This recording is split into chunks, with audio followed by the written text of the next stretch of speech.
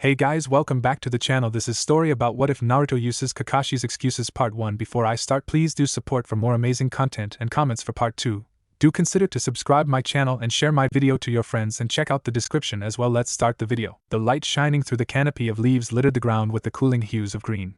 The trees that make up this canopy are ancient, easily over 1,000 years old, towering above the tiny figure basking in the safe warmth this cocoon of nature has made. The child, for only a child can be so small, sat in the alcove of the gathering of trees reading from a battered and worn book, its spine cracked from overuse. He wore an old white t-shirt, which was slightly splattered with the dirt of the ground with a red spiral seemingly painted on taking up the center of his top and also the only color displayed on the child. His shorts were duller in color, gray with grass stains on his rear where he had sat upon the ground for so long. His feet were covered by the mud-caked sandals indistinguishable in color. Atop his head sat his shaggy blonde hair constantly disheveled no matter how many times it was brushed. Occasionally the bangs of his hair would drop into his amazing blue eyes which he'd quickly and forcefully puff out of his way before he'd continue reading his book. His tan skin, easily noticeable in the mid-morning light, was wrinkled in great concentration as his eyes consumed the text before him. The crunching of the crisp new grass alerted the blonde to another presence in his little alcove of the forest. The stranger drew closer till the sound of their footsteps stopped. The boy finished his thorough investigation and glanced up from underneath his bangs at the newcomer. Naruto, the old man, puffed serenely on his pipe, sinking down to the child's level and leaning back against the tree the youngster was sat against. "For one so young, you certainly are a hard one to find," he stated whilst glancing at his blonde acquaintance. "Reading that book again, are we? Sometimes I wonder why you like that book so much." He chuckled kindly. "I think it's time for a mid-morning snack, don't you, Naruto?" Again he glanced down at the boy who was fast approaching the age of 4. "Cookies and milk?" Naruto replied, finally looking away from his book and showing his gleaming blue eyes. "Of course, one's never too old for cookies and milk," the older of the two replied, pushing himself up from the ground while taking a puff on his pipe and extending his gnarled hand to the boy.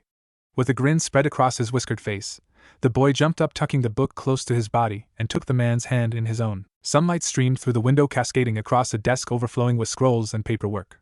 The leather-backed swivel chair occupied by a familiar old man, the third Hokage Hiruzen Sarutobi, turned from signing papers to his surrogate grandson Naruto Uzumaki, who was at that moment dunking his cookie into his glass of milk as most children do, with adamant delight. Half the cookie was dunked repeatedly before finding its way into the blonde's open mouth.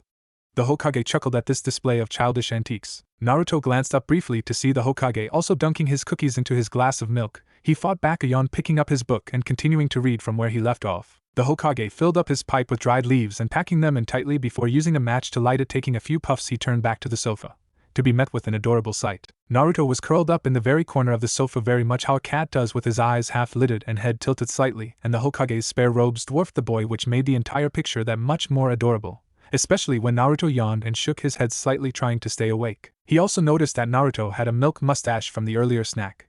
"That boy never ceases to amaze me. How did he get my spare robes?" the Hokage thought. He watched as Naruto lost his battle with sleep and his head lolled to the side. Small breathing noises evened out, showing that the boy was resting. With a small thump, the book that Naruto had been reading fell to the floor, landing face down. The Hokage pushed himself out of his chair away from the demanding pile of paperwork. He moved quietly round his desk to the sofa, grabbing the blanket draped across the back for just such an instant, and wrapped the blanket across the blonde. He softly carted his hand through the child's hair.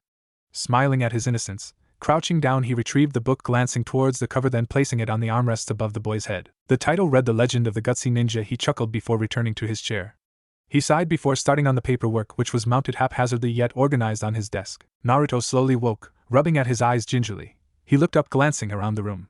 Where was his book? What happened to the Hokage robes he was wearing? And where did the blanket that was pulled around his waist come from? "You know you can read other books besides that one?"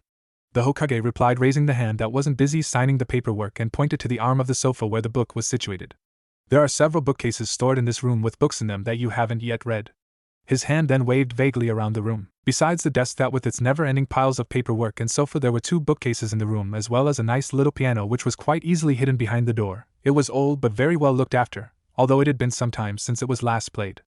A month at least. The 2 bookcases, one tall and wide behind and to the left of the desk near the sofa, and the other, short and skinny, facing across from the sofa. They were both crammed full to the brim with books and the occasional scroll hanging out or on one of the many shelves. Stretching and twisting and turning like a cat, Naruto rose from the sofa over to the smaller of the 2 bookcases, scanning the shelves for something he hadn't read. He scanned the shelves at least twice before one book caught his eye. He'd read everything in this particular bookshelf except this one. Its bright orange cover was what drew him in. He was slightly more partial to orange than most, than the author of the book. It was the same as his favorite. Maybe it was a sequel. He slid it from its place in the bookshelf. The Hokage was signing away. He completed a stack and a half of paperwork when a soft cough caught his attention. Umbu don't normally draw attention to themselves, so why would looking up he saw Naruto with a familiar orange book in his hands. The Hokage's eyes widened. That's why the Umbu got his attention. Just as Naruto was about to open the book, it was no longer in his hands. Instead, the Hokage stood ruffled with the book in his hands, his eyes wide. Naruto, where did you get this book? Do you realize that this book is not for children's eyes? What were you thinking? The Hokage all but screamed. Naruto mutely pointed to the bookcase beside them where a gap had appeared, signaling that the book had once resided there. Then it clicked. Naruto was barely 4 years old. Of course, he didn't know that he wasn't to read the certain books till he was older. Wait, the book was found in his bookcase, but his copy of the book was in his desk, third drawer down, concealed by a genjutsu. How did the book get here? Kneeling down so that he was level with Naruto, and placing his hands on either side of his arms. I'm sorry, Naruto, I didn't mean to scare you. It was wrong of me to shout like that. I was shocked to see you holding this book is all. It should never have been in the bookcase in the first place. Why don't you pick out a different book? Naruto, still encased in the Hokage's arms, turned his head to the bookcase, gazing at the titles before turning his head back to the Hokage and shaking his head. But Naruto, why read he signed what, all of them? The boy nodded. What about the other bookcase? He inclined with his head. This time the boy shook his head. Standing with cracking knees, the Hokage guided the small child over to the second bookcase, which was filled with more scrolls than it was books. Picking one out, he held it out to the blonde. What about this one? He asked. The child nodded and took the book entitled Konoha, a history. Moving over to the sofa, he took his seat in the corner and began reading. With another tired sigh, Sarutobi moved back over to his desk. Dropping into his chair, he pulled open the third drawer down, released the genjutsu, and was amazed to discover his copy of the orange book currently in his hand was exactly where he left it. Where did this one come from then? Sighing, he reapplied the genjutsu, closed the drawer, and summoned an Umbu to get rid of the orange book known as Ika Paradise before once again commencing with his paperwork. The soft hum of voices wandering up the corridor alerted Sarutobi that his jonin meeting was soon to commence. He ran a wrinkled old hand down his face. Jonins, although at the top of the carrier chain mainly, could act very childish if things didn't go their way.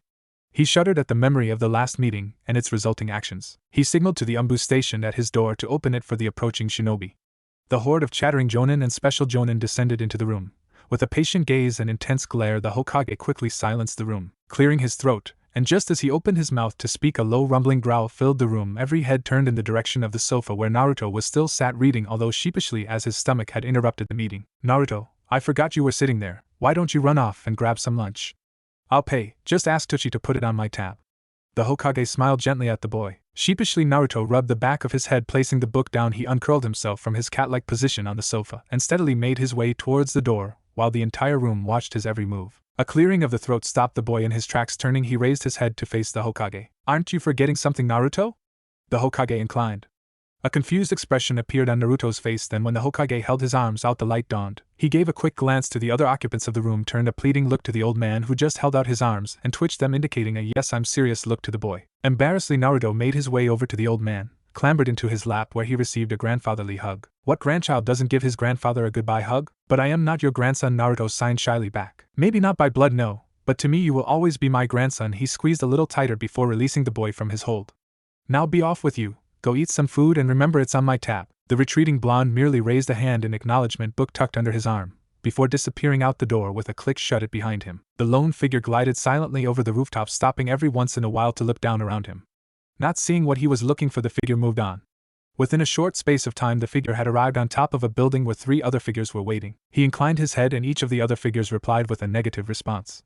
They gazed about the village before disappearing off into different directions. Each figure was on the lookout for a small blonde-haired boy, at the request of the Hokage. That was this morning. With a few chunin as the search progressed, the Umbu had been called in. It was fast approaching the evening. They had searched most of the village, including the orphanage and the forest. Neither of these places held their elusive charge. The banners of the festival below hindered their search. Trust the child to wander off on the eve of the new year. Well, December 30th anyway. The child had always been a hard one to find. Shaking his head, he turned in the direction of the village gates, where a brief chakra flare had alerted his attention. High up in a tree overlooking the gates of Konoha stood a blonde-haired boy, clinging onto the trunk of the tree while hanging precariously out on one foot to see past the gates. All he wanted to see was what was outside of the gates. He'd never set foot outside the village, but he was curious. Mainly trees, I suppose that comes with living in the village, hidden in the leaves. A shift of pressure on the branch alerted Naruto that he had been found by someone from the way the branch was beginning to groan and how silently the individual had arrived. He'd say it was one of the masked ones. A male one too. Sheepishly, he raised his hand to the back of his head and turned while rubbing at it. Then with an almighty crack, the branch that Naruto and the masked one were on snapped, causing both to fall rather unflatteringly towards the ground. The Umbu maneuvered his body into a position that would allow him to land more gracefully, as well as being able to grab the blonde child who was falling alongside him. But Naruto was no longer falling. His eyes were closed, and he had spread his arms wide almost like he was flying. The look of serene peace on his face startled the masked one. Naruto then opened his eyes and with meticulous feline grace arranged his body so that he would land without injury. The Umbu landed beside the crouched figure of the 4-year-old. Who would have thought a 4-year-old with that much grace snapping out of his thoughts when the child tugged at his pant leg and tilted his head inquiringly up at him. The Hokage has requested your presence, although we are rather late as he asked for you this morning. The Umbu signed to the blonde, who smiled sheepishly again before walking in the direction of the village. The Umbu signaled to the figures stood on the roof and when they disappeared followed after the boy. The village was in a constant buzz of movement with the merchants and traders shouting and calling, rapping and stacking, racking and selling, the villagers running around buying and packing, shouting and arguing, browsing and gossiping. The decorations were amazing. The villagers had really gone all out this year. There were blue and silver banners draping the marketplace, balloons with assorted colors although mostly consisted of blue, white and silver, streamers, and was that a firework? It truly was amazing, but what do you expect? Not only is it almost New Year, but it's not every day that the Hokage's grandchild is born. A boy from all the blue that is decorating the village. The ground was glistening and sparkling in the winter sun's glow, and the two figures walking through the village were getting some rather disapproving looks. The blonde, who had been gazing around eyes wide in wonderment and joy, slowly began to shrink into himself, eyes receding in size and mouth closing into a smaller, more cautious smile, till it seemed the child had all but disappeared, allowing the disparaging looks to pass over him as though he wasn't there. The Umbu watched all this happen in but a moment, and had to look to make sure the child was still walking by his side. Angrily he sent a chakra flare towards the villagers, but when he looked back towards his blonde-haired charge he found he had flinched away. He's sensitive to chakra and graceful as a cat already? He stopped releasing his chakra and watched as the child physically relaxed. They carried on walking through the village, passing all manner of shops and vendors when Naruto suddenly stopped. The Umbu, who had carried on walking, glanced back to see that Naruto was staring into a shop window. As he walked back to where the child was, he found that it was in fact a toy shop, with lots of different cuddly animals displayed in the window. Naruto was cutely biting his lip while looking through his frog purse and contemplating whether he'd be able to afford it. The Umbu knelt down beside him, looked up at the display and tried to figure out what had the boy so enraptured. What is it? The boy's eyes widened when he realizes that the masked one is still there, and then he pointed to the toy in the window. Why do you want a toy now after being summoned to see the Hokage? We're already late as it is, the Umbu replied. Naruto dropped his head so that his bangs covered his eyes, and in barely a whisper, it's for the Hokage's grandchild, he stated simply. He wants to get a gift for the honorable grandson? The Umbu looked back down to the blonde when he felt a tug on his sleeve. Naruto held up his frog purse to the Umbu. Would you? The blonde asked. The Umbu looked at the boy in shock. Just as he was about to speak, Naruto beat him to it. Not aloud, still using minimal words. I see. Sighing, the Umbu stood up and entered the shop with the frog purse in hand. After the Umbu returned with his frog purse and the stuffed animal, Naruto just stared in awe at the toy. It was almost like he hadn't had a toy before. The Umbu returned the frog purse to Naruto before slowly giving the toy to the child. Naruto lifted the stuffed animal to inspect it, turning it this way and that before nodding and clutching it tightly to his body. He smiled up at the Umbu in thanks, then moving off in the direction of the Hokage mansion with the Umbu trailing behind. Looking down at the blonde beside him, the Umbu decided he wasn't entirely happy with how the blonde was dressed in this seasonal weather. Said blonde was dressed in merely a t-shirt and shorts with a tattered old cloak which barely had any resistance to the wind. Sighing and with a shake of the head, the Umbu removed his black cloak and draped it around the boy beside him. The boy jumped when the cloak was draped around him. It was so big it practically dwarfed him, which was kinda cute with his blonde hair all tousled, his big round blue eyes staring lovingly at the toy he had purchased and tripping over the too long cloak. Oops, the Umbu grimaced before stooping down to pick the blonde up from his place on the floor, placing the child at his hip and setting forth once more. The child was so surprised at this action that he was stiff as a board and his eyes were huge. It took quite a while for the child to realize what was actually happening. He was being carried. How was he meant to feel in this situation? Slowly he started to relax as the masked one's heartbeat lulled him into a sense of safety and security. Now that the Umbu had Naruto so close to him, he could feel the difference in temperature. It was apparent the child was warmer in the cloak, but he frowned upon noticing that the child was so small and light. Naruto tapped the man's shoulder to draw his attention to him and pointed up towards the rooftops. The Umbu, getting the seldom speaking child's idea, leapt up onto the rooftops and, maneuvering the child into a piggyback position, started jumping across the buildings in typical ninja fashion. The wind rushing through his hair was calming. He wanted to go faster. Barely a whisper in the wind, but it was heard faster. Gathering Chakra to his feet, the Umbu did as asked. It was like flying, the blonde decided. It was amazing, exhilarating, and he laughed in glee. The Umbu looked back when he heard the sound of laughter. Naruto was smiling and laughing as the wind whipped past him at an incredible pace. The kid barely even smiled, let alone laughed, but it was amazing. His smile was so bright, innocent, and contagious. But when he laughed, you just wanted to join in with him. It was pure ecstasy watching the child enjoying himself. but with something as simple as a chakra-enhanced piggyback. There was the smallest of knocks on the office door, followed by a series of shuffling noises before the door opened to reveal the glowing figure of a young woman with long dark brown hair which stopped just below her shoulder blades and small, angry-looking black eyes. She was dressed in a long, loose-fitting yellow maternal dress with a simple gray blouse underneath. She looked down to see the blonde shuffling from foot to foot. She smiled and moved aside, allowing entry into the room. Hesitantly, Naruto crept forward into the room while Sayuri took a place on the sofa. Leaning over the sofa was a tall young man with short, spiky brown hair, brown eyes and a brown bearded goatee, and slightly tanned skin, with a cigar held between his lips. He was wearing the standard black Konoha ninja uniform complete with open flak jacket, regular black shinobi sandals and a black forehead protector, and seated on the sofa with a bundle in his arms was the third, pipe noticeably absent. "Don't you think we should get you in something warmer?" the woman smiled. Looking up, the third spotted Naruto, who was still dressed in his shorts and t-shirt. She pulled herself up from the sofa and held out her hand to Naruto, who hesitated, glancing up to the third, who smiled kindly and nodded. Seeing this, Naruto shyly took the woman's hand. "Sayuri doesn't bite Naruto," the third laughed.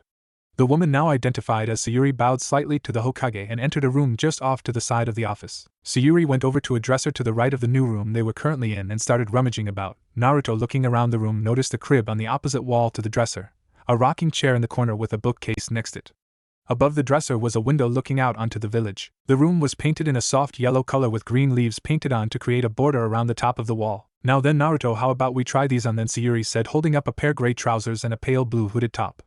She placed the items of clothing over her arm and kneeled down in front of Naruto to help him undress. "Arms up," she said. When Naruto didn't budge, she just sighed. "Naruto, I'm not going to hurt you, silly. Don't you remember me?" He paused for a moment before slowly shaking his head. Sayuri laughed, and then promptly sat down. "Well then, let's try this again. My name's Sayuri Saratobi, the Hokage's daughter-in-law. My husband," the man leaning of the sofa, "is Ikaru Saratobi, the third's eldest son. I'm a Chunin ranked ninja, while Ikaru is a Jonin." She paused to look at Naruto. "Here, I used to read you stories at night when you stayed with the third. I'd also donate clothes and toys to the orphanage. Is that better for you now, Naruto?" Naruto nodded at this and lifted his arms up so that she could lift his t-shirt up and replace it with the hoodie. Next, she helped him to step out of his shorts and pull up the trousers. Smiling, she stood up, neatly folded Naruto's clothes and held out her hand. "See, that wasn't so bad, was it?" Naruto shook his head again, and taking her outstretched hand, they proceeded back into the main room they had left moments ago. "Have you decided on a name yet?" the third asked. Ikaru embarrassedly placed his hand at the back of his neck and started to rub. "Well, actually, we were kinda hoping that you'd like to name him," he said in his rough, gravely baritone. The third, shocked, looked up from the bundle in his arms to first his son, then Sayuri, who had once again taken her place on the sofa. "Yes, old man, it would be an honor if you'd kindly name your grandson," she replied whilst leaning forwards to pick up Naruto, who tensed when he was lifted, and place him gently in her lap, running her hands soothingly through his hair. "I will, thank you. What should I call you then, little one?" he said, gazing down at his grandson.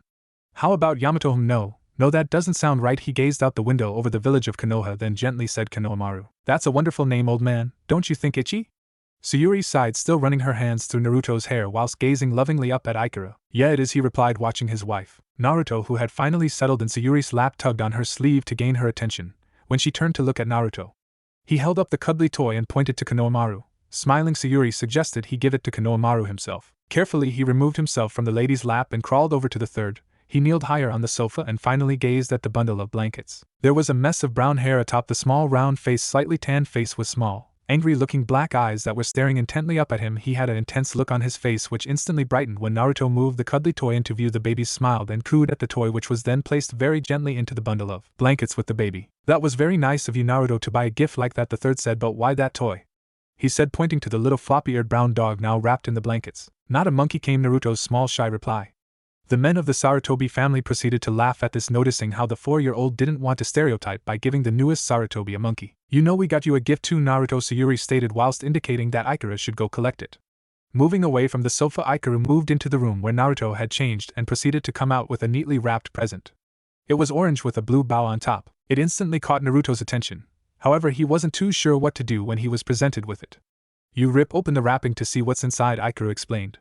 Naruto looked between the third and Sayuri before carefully unwrapping the present to reveal a set of pencils and a sketch pad. "Dad said you were quite creative, so we thought we'd give you an outlet for it," Ikaru stated before showing Naruto how to get started with his new gift. Sayuri gazed contentedly at her family. "Would you like to hold him, Naruto?" "It's easy enough, and I know you won't drop him," Sayuri asked. Sitting back, Naruto was shown the correct way to hold the baby by Sayuri, and the third carefully placed his new grandson into Naruto's arms. Naruto glanced at Sayuri, then at Ikaru, and finally at the third. All were smiling at him, and the baby in his arms. There was the sound of a shutter closing and a soft cough that caught the attention of everyone in the room. The Umbu that had collected Naruto earlier walked over and presented the third with the photograph he had just taken whilst ruffling Naruto's hair and removing the orange book which had suddenly appeared in Naruto's lap before fading back into background. Blue eyes gleaming in the corner of the room, all that can be seen in the darkness, slinking ever so quietly to the cot in the middle of the room, jumping up onto its railings. The blue eyes peered down onto the sleeping newborn. It was a strange sight looking down at this newborn, the slow rising of its chest, the shallow sounds of its breathing, the serene look upon its wrinkled little face. The blue eyes walked delicately along the railing. How easy it would be to simply just end it with a swipe of my claws, but no, that wouldn't be fair, especially not to the mistress. Eyes turning towards the futon located in the room, the shadow gracefully climbed down the railings and, landing with a soft poof, padded across the room to the futon and nimbly jumped onto the duvet. And now this one again, he's come into my territory, the strange little child with blonde hair and whisker-like markings on his face. A small sniff. Smells strangely, almost demon-like. Blue's eyes widening. This is the demon. Stuck in a little child, how amusing. Turning smoothly away, dropping from the futon with a small thump, the shadow slunk gracefully towards the open doorway into the next room, gazing steadily about the room before leaping up onto the bed. Elegantly moving from the end of the bed to the middle, noticing two occupants in the bed, the shadow proceeded towards the left side where the female of the two laid. The shadow moved in a circle before laying down and closing its eyes. A patch of moonlight landed on the shadow to reveal a small blonde feline. Orange stripes patterned the blonde with a splash of white on the tip of its tail. The female moved her hand so that she was absently stroking the cat. Enjoying the sensation, the cat curled onto its back to reveal a little white underbelly, allowing the human to stroke its belly. Two Umbus stood at the side of a doorway, minding their time. To the end of their shift, they were currently surveying the hallway, which consisted of nothing. Not one person had entered this particular hallway, which made for a rather easy and boring job for the two Umbus. One Umbu was wearing a turtle mask while the other was in a cat mask. Both were wearing the typical Umbu attire. A shift in chakra pulled the attention of both Umbu. Before the shift disappeared, cautiously the cat Umbu moved so that he was further down the corridor. Glancing around, he saw nothing till he looked at the plant. He noticed a second shadowed shape hidden beside it. That's the cloak of invisibility technique. It's small, and it's about time my shift ended, so that could only mean a shift in chakra. The other end of the corridor pulled their attention to that direction. How'd he manage to do that? Moving back towards the doorway, Cat positioned himself to one side of the doorway, hand prepared to pull out a kunai at a moment's notice. Dum, the only sound in the corridor, but where was it coming from? The two Umbu stationed outside the door looked at each other in puzzlement. Dum, the sound appeared to be moving closer, but where was it coming from? He's stalking us. The two Umbu looked left and right until dum. With a flourish, the cat mask that had been adhering the young Umbu's face was now moving at a frightening speed down the corridor. In complete shock, both Umbus watched as the yellow blur sped around the corner. Just as his Umbu partner was about to look at his unconcealed face, Cat ran after the yellow blur he instantly recognized that was giggling with glee. Rayar! Naruto, what? I'm gonna need my mask back. Naruto, wearing orange shorts and white t-shirt, holding the cat mask he had stolen off his favorite Umbu, on his face, using both hands while running and making roaring noises and being chased by a maskless Umbu, was having a great time. Cat was his favorite Umbu because he took the time to get to know him and play with him. He played all sorts of games, but hide and seek was his favorite. Running into the Hokage's office while still being chased by Cat, Naruto unknowingly disrupted an important meeting with the higher-ranking Umbu ninja of the village. Naruto stopped suddenly mid-stride, moved the mask to the side of his head, and turned to the Hokage and bowed in an apologetic manner. With mirth in his eyes, the Hokage chuckled. How did you get your hands on that then? Holding his hand out, waiting for the mask to be placed in his hand. With disappointment evident in his body, he reluctantly took the mask off of its slanted position on his head and placed it into the Hokage's extended hand. Once the mask touched the Hokage's hand, he threw it to the empty space just to the left of the crowd of ninja where it was caught, and placed onto the face of the Umbu who was forming in front of him. Try not to lose that, Cat, the Hokage reprimanded. Naruto, who was facing the Hokage with eyes closed so as not to see the Umbu's face, turned and opened his eyes to see the imposing figure of Ibiki Marino staring down at him. Ibiki Marino was a big bear of a man with a broad frame and scars covering his face. To most children, he was the scary man, any child's nightmare. Naruto, however, cocked his head to one side whilst looking up at the man and smiled. Bear, Naruto said. Excuse me, Ibiki questioned. Bear? Naruto repeated cautiously. Bending down to the child's level, Ibiki stared at the strange child before him. Why are you not afraid of me? Why should I be? Because of your scars?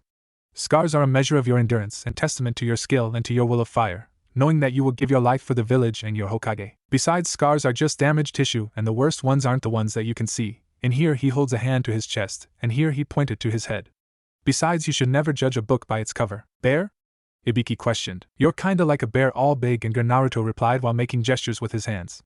For big, he raised his hands above his head, and for gur, dropping his hands to his head and making clawing motions. Again Ibiki raised his eyebrow at the little blonde boy in front of him. Well, you're big and all imposing like, and a bear is big, and the scars give off an ominous impression kinda like a bear, and you're gruff and burly, and have a long coat like a bear, and it's kinda the first thing that popped into my head when I saw you. Naruto, realizing what Ibiki had done, paused for a short moment, then spoke. You're good, by the way. Do you reckon they'll be awake now? Naruto said, turning to where he knew Cat was standing. Who?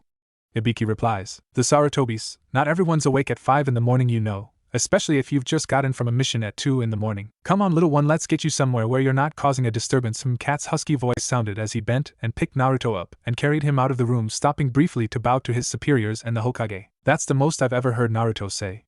And to speak to you, Ibiki, of all people, that's astounding. The shocked Hokage muttered. Naruto hated his long, shaggy blonde hair. Hated how the old man's eyes would flick up to a picture in his office when he saw Naruto. Hated how people would comment on his blonde coloring. How Ninja would stop and think about something, then change their mind whenever they saw him, or stop and do a double take. He knew why this was. The fourth. It was his fault. He had the same long, shaggy blonde hair as Naruto. He died the night Naruto was born. He knew he needed a haircut so that people would stop seeing the fourth when they looked at him. Naruto was rather bright as he walked around the shopping district, wearing orange shorts and white t-shirt with a red spiral on the center and blue sandals. Of course, he didn't mind much. It would help discover his prey, or them discover him, hopefully. The subtle scent of dog reached Naruto's nose before he spotted the wild, spiky brown hair of his prey. Slowly Naruto approached, being cautious to approach away from the wind so his scent wasn't detected. Good practice for ninja training, as he didn't favor confronting the dogs. Of course, Naruto is only 5, so naturally someone noticed him as he was picked up by the scruff of his shirt and lifted into the air to come to the attention of Inuzuka. Staring down at the messy mop of blonde hair, Tsum was intrigued that Kuramaru had brought him to her. Please, Inuzuka-san, I'm sorry to have disrupted you, but I was wondering if it would be impossible for you to please cut my hair? Naruto asked nervously while being growled at by the 3 Himuru brothers. He'd obviously interrupted the walk to the academy as both Tsum's children were present. Tsum looked at Naruto inquisitively. Well, I am just wondered cause you must groom your what are they called, not dogs, said animals growled at him familiarly, so I thought you might be able to show me how I could do it, cause I'm not sure that the barbers would allow me, and Naruto trailed off. Familiars you mean, Kuramaru corrected, taking pity on Naruto. Fine pup, but I got errands I need to run first. She indicated her head at her daughter. That wasn't an experience that Naruto wanted to repeat too soon. The Inuzuka compound scared him far too much to warrant another visit there. Some Inuzuka wasn't what scared him, the dogs however did. Animals just didn't like him. Hopefully he wouldn't need a haircut again for a while. Naruto, wearing orange shorts and white t-shirt, had got his hair cut. Well, he'd got it all sheared off so it was no longer in his eyes, and he wasn't all hot and stuffy and all messy all the time. Besides, nearly everyone recognized his blonde locks, so by default, with those locks no longer there, he shouldn't be as recognizable, technically speaking, that is. Naruto looked over his shoulder as he walked down the road to see a small blonde cat, with orange stripes and a splash of white on the tip of its tail and stomach. Naruto quickened his pace, moving effortlessly from the amassing crowds. Glancing back, he made out the white-tipped blonde tail bobbing through the crowds. Naruto was beginning to panic. Animals in general hated Naruto almost as much as the villagers did. He often found that cats would hiss and claw at him while dogs would growl and raise their hackles. So in general he tried to steer clear of animals, even if he just wanted to pet them only the once. Which is why Naruto panicked when he realized that he was being followed by a cat. Naruto's quickened pace turned into a run as he tried to outmaneuver the following feline. Naruto glanced back once again as he turned into a dead end to find no sign of the blonde cat. Turning round in glee to face the dead end, he saw the blonde cat stood atop the fencing, where it leapt down, knocking Naruto quivering in fear to the floor. Meow. From the entrance of the alleyway, a masked figure approached the extremely frightened child cowering on the floor with a small cat leering over him. Hey little one, what's wrong? Asked the cat masked Umbu. Looking up with tear-filled eyes, Naruto jumped up into Cat's arm, where he trembled and sniffled and cried. Shocked but catching the blonde figure carefully, Cat instantly started rubbing circles on his young charge's back, trying to soothe him. Looking up from the quivering bundle in his arms to see Sayuri's cat staring at him, blue eyes inquisitive, with its head cocked to one side, eerily similar to how Naruto does. Naruto, why are you afraid of Lady Sarutobi's cat? Cat inquired.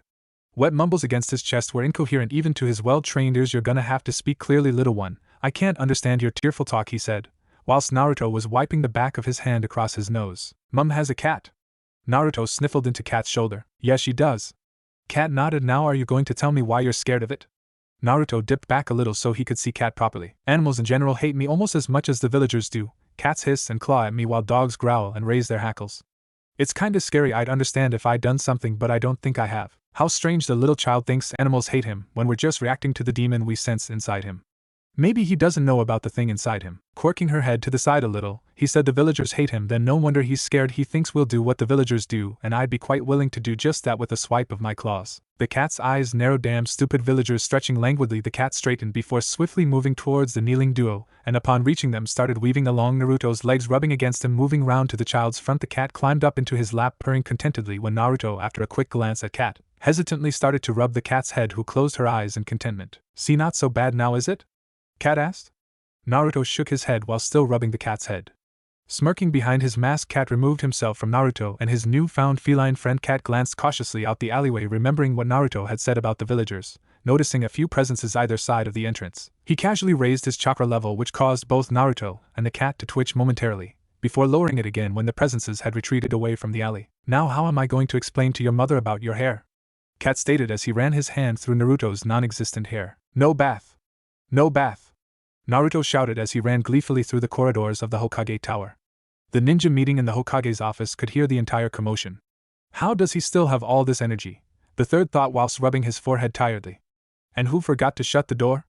Damn ninjas. The ninjas in the room mostly contained disgruntled expressions upon hearing the voice of their ire, which soon turned to complete shock upon hearing the next sentence. Naruto Uzumaki Sarutobi. Naruto stopped running just outside the office doorway, turning with eyes wide and face completely shocked to face the annoyed expression on Sayuri Sarutobi's face. Marching up to Naruto, face red and stomps, landing heavily on the wooden floor. That made you stop, I see. Next time maybe I'll add your middle name. Huh, what's wrong? Why are you looking at me like that?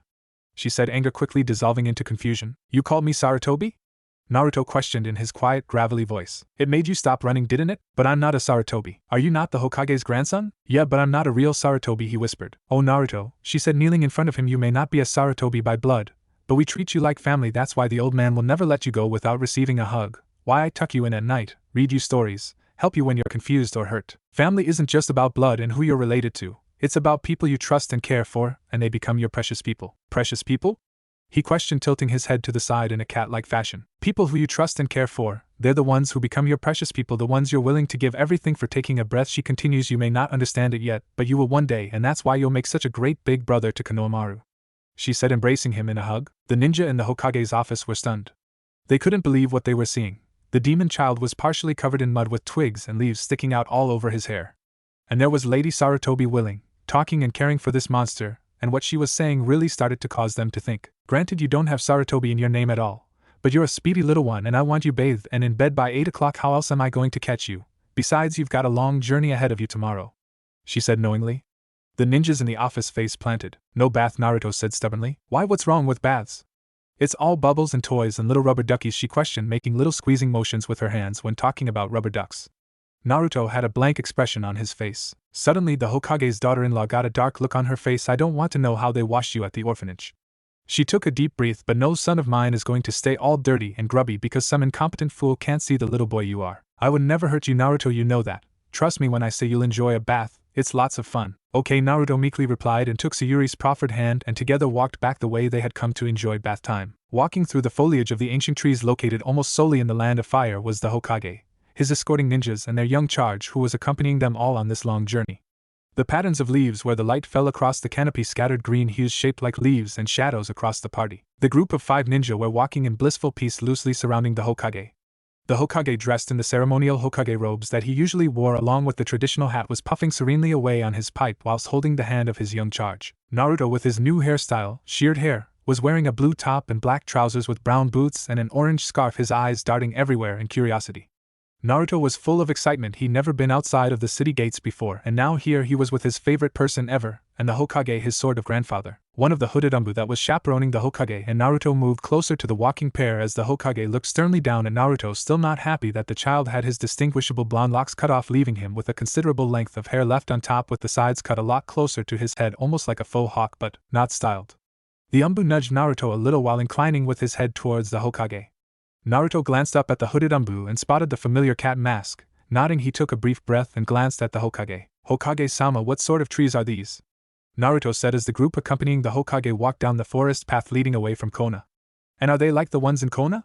How old are they? Do they reach all the way to the Fire Daimyo's palace? Take a breath, Naruto, the Hokage chuckled. I've never seen you so full of excitement. I've never left the village before, Naruto stated. Oh, of course, he took a puff from his pipe. What was your first question again? Oh, these are trees created by the first Hokage using his wood release technique, and they lead quite close to the daimyo's palace, and mainly found in Konoha. It would have been nearly 100 years since he made them, but I don't know how old they are. What's the palace like? You'll see, Naruto. You want a tree jump? Naruto cat asked. Seeing the smile light up Naruto's face, he bent down, allowing Naruto to climb on his back. Making sure he was safely on his back, he leapt up into the trees, keeping pace with the ninja that had remained on the path. I've got to remember to give Cat more time off. He does wonders with Naruto, the Hokage thought before signaling the rest of the ninjas into the trees. Well, it will make the journey take less time. The town of Hinomaki was surrounded by a vast wall of white stone which eventually joined the daimyo's palace walls, aligning the road leading towards the palace where the bustling villagers were wandering between the street vendors. Crossing a bridge overlooking the river meandering through the town, Naruto at last caught sight of the palace. The palace was majestic, made from the same white stone as the guarding walls of the town with dark green roof tiles. It was easily twice the length of the Hokage Tower, with huge grounds and amazing garden with ponds and rivers flowing throughout the grounds, with sakura trees blowing in the warm wind. With pink blossoms dancing around the group, they proceeded through the gates of the palace. Ah, Hokage-sama, a pleasure to see you again, the fire daimyo said as he greeted his guests into his palace. The daimyo was accompanied by two people who Naruto assumed were taking on the roles of the Hokage Zanbu. One with a bald head and black eyebrows, wearing robes belonging to the fire temple monks, with a sash tied around his waist. The other had brown eyes and longish black hair and wore a simple long-sleeved shirt with bandages on the arms, pants, the same sash as the other guard, and a jacket with a fur collar. He reminded Naruto slightly of his dad. Then, looking between the old man and the guard before him, he realized there was a connection of some sort. Turning to Cat, he signed, Cat, who are they, and what's that sash around their waist? The sash around their waist shows that they are part of the 12 guardians who guard the daimyo.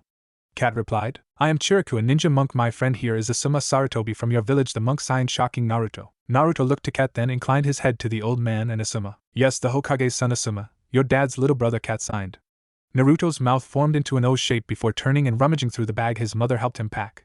Finding what he wanted, Naruto padded over to Asuma, tugged on his pant leg to get attention. When the young man did look down at him, he proudly presented the gift to him. Taking the gift in shock, Asuma inquired about the gift. Mum said that I was to give this to Uncle Suma. She hopes you like it. Naruto then bowed to Asuma. The Hokage and Naruto were walking through the palace grounds when they came across a group of children playing. They were dressed rather similarly. They each wore a style of gray robe with white trousers underneath if they were a boy, or gray and white dress-type robes if they were girls. There was one child with shoulder-length bluish hair, who wore a similar outfit to Chiriku, the ninja monk Naruto had met earlier. The children were playing with a ball, trying to get the ball into one of two goals. Naruto watched as a child kicked the ball towards the goal closest to the guarding wall, and missed by a wide berth, causing the ball to ricochet after the wall and bounce towards where the boy wearing monk clothes was standing. Naruto, who had stopped to watch the child, looked back up at the Hokage as he was pushed towards the playing children. Ask them if you can play with them. Go on. I've got to attend this meeting, but Cat will be nearby, don't worry. The Hokage said, patting Naruto gently on the shoulder, turning and walking in the direction they had just come from. Naruto turned his attention back to the children at play, taking a deep breath and stepping out into the courtyard where the children were playing. Naruto slowly made his way over to the children until he was stood at the edge of their game. The children looked up from their game when they realized someone was standing on the edge of their game. Naruto sheepishly rubbed the back of his head when all the children stared at him. Hey, he waved, can I join you in your game, please? He asked gingerly. Who are you? One of the girls asked. Naruto Uzumaki, from Konoha. The Hokage brought me with him, he smiled. Have you ever played before? An older child inquired. No. The other kids don't tend to let me. Then what makes you think we'll let you? Freak. He walked off with the other children, following his example. Naruto's face fell. He thought for once he'd be able to be normal, have friends and play like all children do, but even far from Konoha, the jeers of his peers still continues. Moving back away from the jeering kids, Naruto moved towards the bushes and trees that were lining the edge of the garden he was in. Now hidden in the bushes, he watched as a young girl approached the children. She was wearing an elegant purple dress with a pale green sash tied around her waist.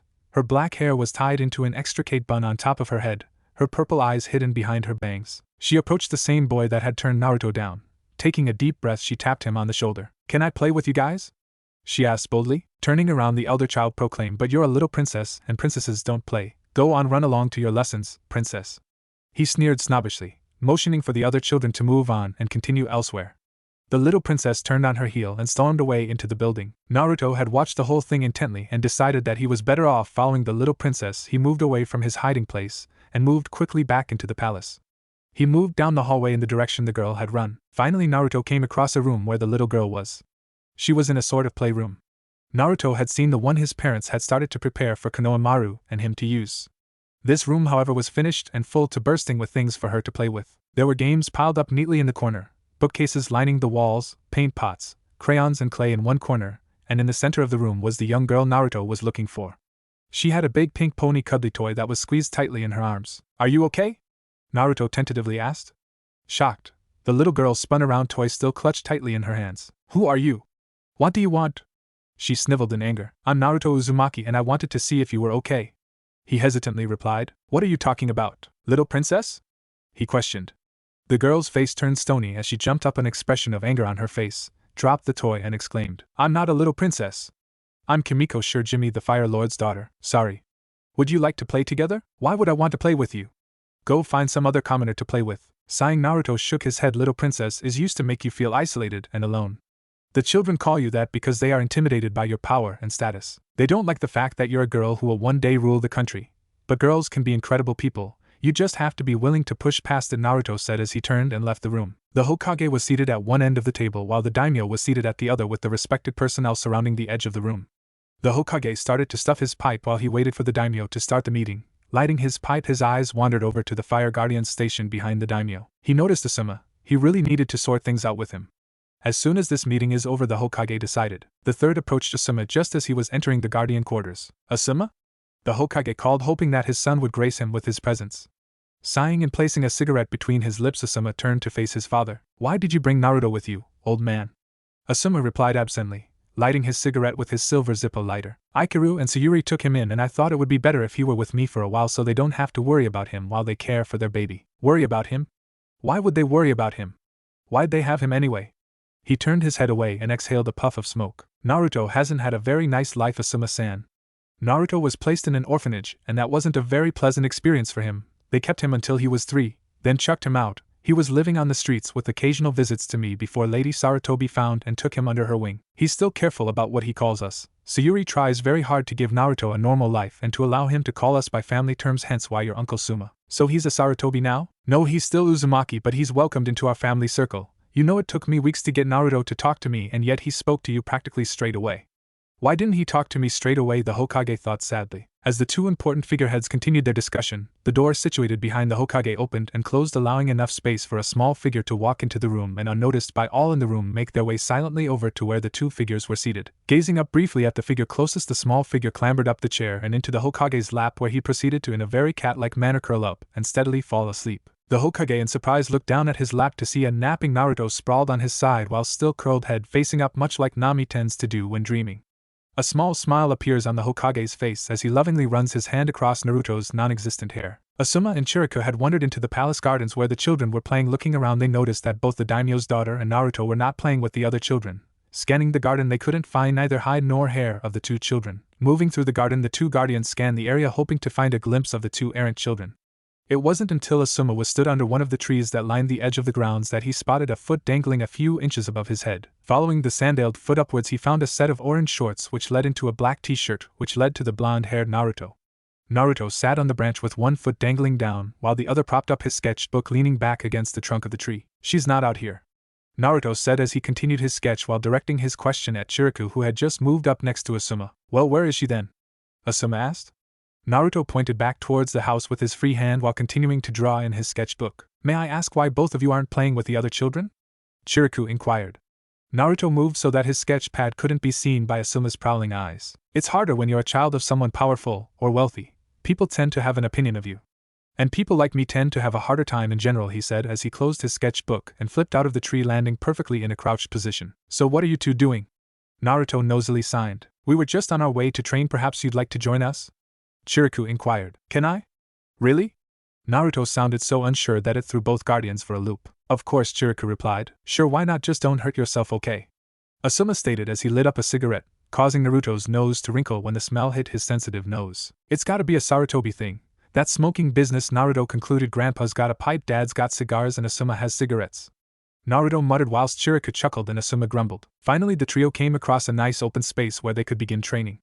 Naruto settled down on the edge of the area with sketchbook in hand, and the two guardians began their practice, first by stretching and relaxing their muscles before moving into the stances and commencing battle. Naruto's attention flickered between the two fighting guardians and his sketchbook. It was interesting watching them train, and even more interesting when he noticed Chiriku's stances. They weren't like anything he'd remembered seeing before in the books of Konoha. He assumed they were the fighting styles of the monks, as that's what Chiriku said he was, the style seemed to rely on aggression, seemingly linear movements, and explosive power. So Chirika uses coordinated movement to generate bursts of power intended to overwhelm the opponent, simultaneously attacking and defending. Interesting. While Uncle Asuma uses trench knives and his stance from Konoha, Uncle Suma uses his trench knives for extra reach, and is that blue? Naruto thought. He studied Asuma's knives a bit more. He could just faintly see the blue outline added to them.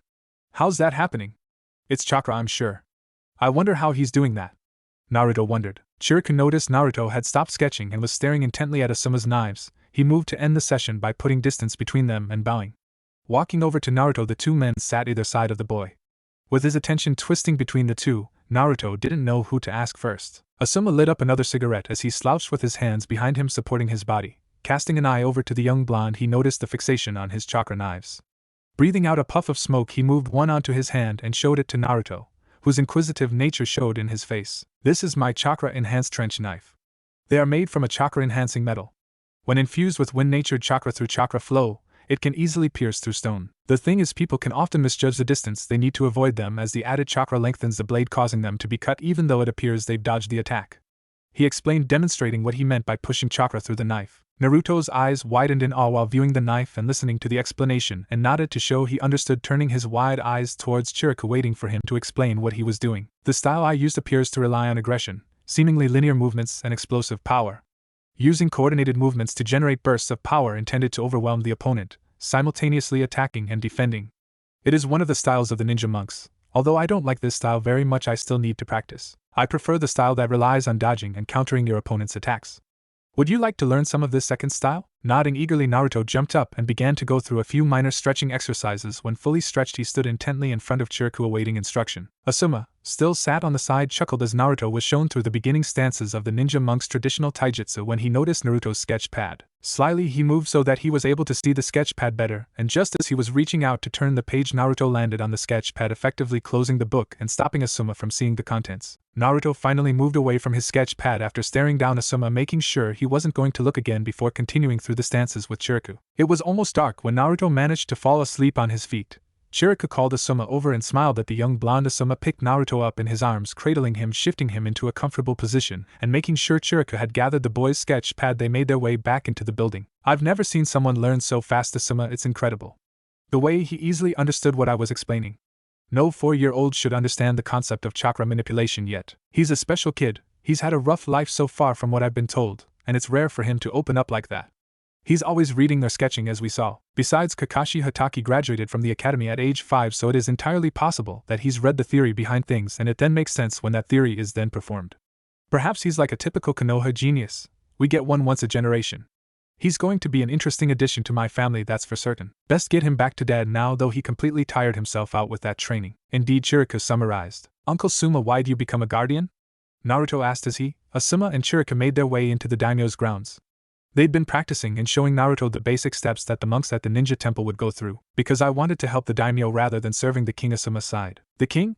Naruto questioned the two men in front of him, quirking his head to the side. He's talking about shogi pieces. It's one of the last conversations that Asuma had with his father, Chirika stated. In shogi, the most important piece is the king, and you can't have two kings. But surely the king isn't either the daimyo or the Hokage. Isn't it the children who will grow up to bear Konoha upon their shoulders? Naruto said as he stepped into the guardian quarters ahead of the two guardians, who looked to each other in wonderment at the wisdom of such a small child. Jumping on Naruto's bed, Asuma woke the sleeping boy by throwing the sleepy blonde high into the air. Of course, Asuma hadn't expected Naruto to cling to the ceiling like a spooked cat, eyes wide and skin pale, taking heaving breaths. Running his hand along the back of his head, Asuma sheepishly apologized while calmly talking Naruto down. Finally calming Naruto down and coaxing him into a clean set of clothing, Asuma explained why he had come unannounced into the blonde's room. It has come to my attention that you, Naruto, cannot swim. Therefore, as your uncle, it is my duty to teach you to swim. Cat here will also accompany us, Asuma said as he helped Naruto get dressed. But cats can't swim, Naruto replied, pulling his t-shirt over his head. Both adults turned to each other and laughed. Cat turned to Naruto. Naruto, cats don't like water, but they can swim, Cat assured while running his hand across Naruto's hair. Why is it so important that I learn to swim anyway? Don't ninja just walk on water? Naruto replied, pulling on his last sandal and jumping off the railings and running after the two walking adults. Cat looked at Asuma before turning round and facing Naruto, who had finally caught up to the two walking adults. Ninja can walk on water, yes, but if your client falls in the water hurt or can't swim, then it's your job to dive in and get them, understand? Cat said, looking down at the little blonde holding his hand.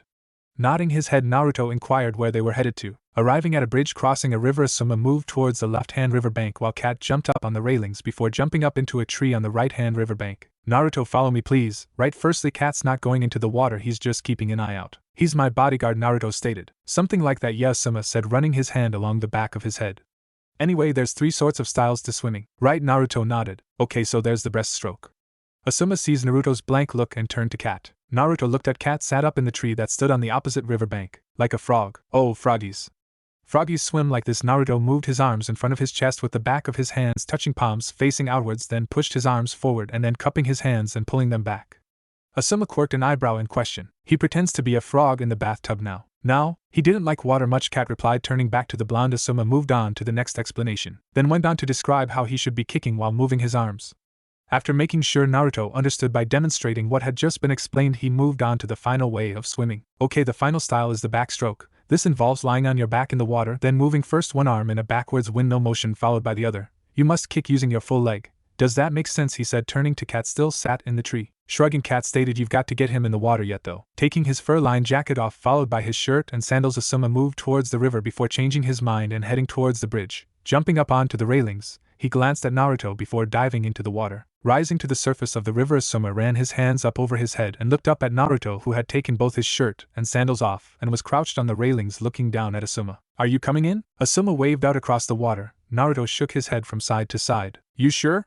It'll be fun. Besides, I need to know that you can perform those strokes. Naruto still shook his head. Asuma splashed the water, enticing the boy in. Thankfully, the river didn't have a very strong current, but if he didn't know what he was doing, Naruto could possibly drift away. Naruto shook his head, stood up, stretched, and was promptly splashed by Asuma, shaking the excess water from his body. Naruto looked down at Asuma to see him smirking up at him.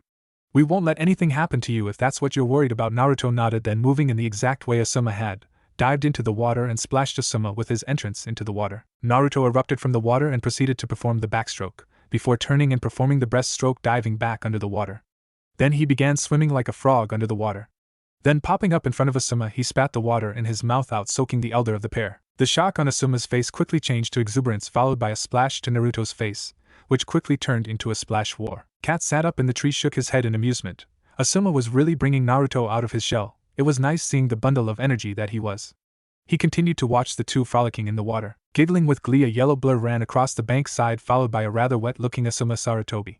Naruto was quite the slippery one. He was small and easily got out of the guardian's hold. They'd run across both banks several times now. Asuma dived for Naruto and on making contact wrapped his arms around the boy, rolling over and splashing into the river where they'd been swimming earlier.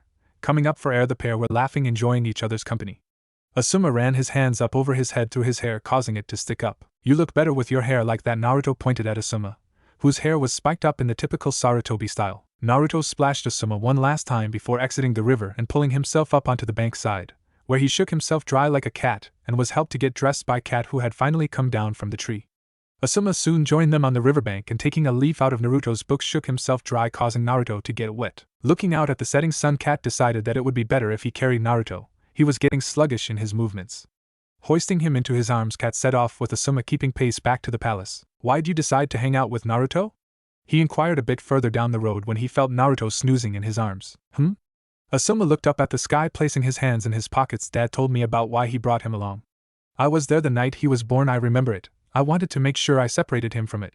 When I saw the way the kids treated him and how he resigned himself to being alone, well, it's not how I'd imagine him to act. So you took pity on him?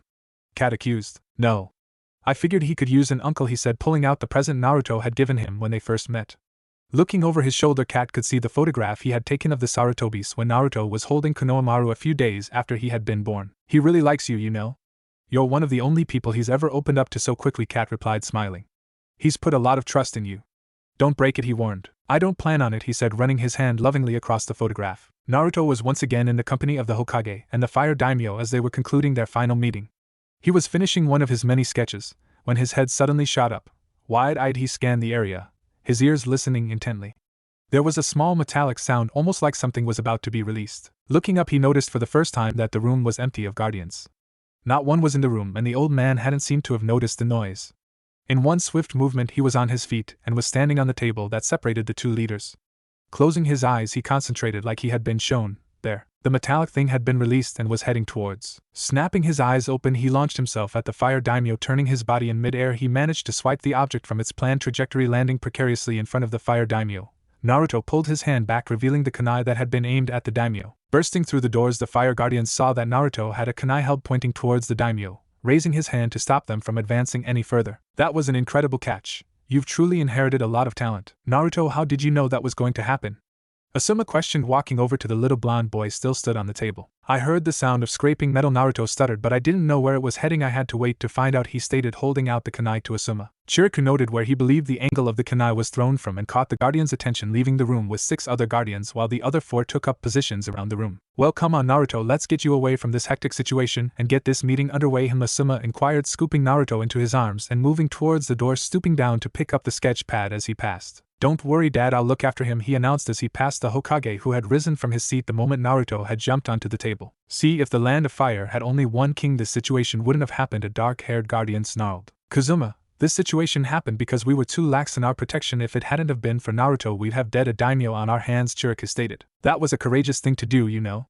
But not just anybody can protect the fire daimyo, Kazuma accused, directing his scorn at the blonde-haired hero. Well, maybe we should make him an honorary guardian then, a mohawk-wearing guardian stated. Really? Naruto's shy voice asked from the doorway. Well, you did act and do as a guardian would, so why not? To the only female guardian stated. Why don't you do the honors, Kazuma too goaded. Fine.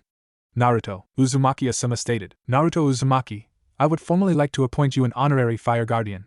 Kazuma gritted out. Bowing respectfully and thanks, Naruto then left the room to find Kat. Being in a procession of people was unnerving to Naruto. He'd never been around so many people before. Even walking the streets of Konoha was easier than walking with this group of people.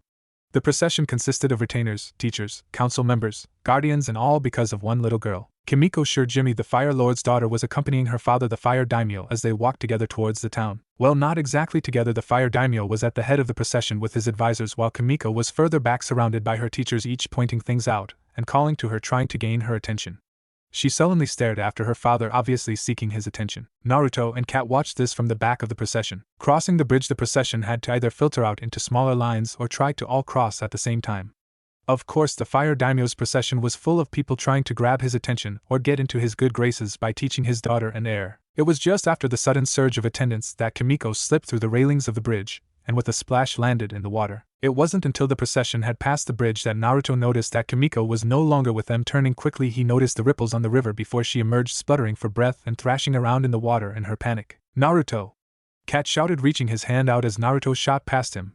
Performing a perfect dive into the water, Naruto proceeded to swim out to where the princess had fallen in. Stop thrashing, Naruto commanded, which instantly shocked the princess into stillness, allowing Naruto to maneuver himself around her, and slung his arm around her chest and proceeded to swim back to shore, where he allowed Kat to lift the honorable princess onto the bank, before pulling himself up. Naruto shook himself dry.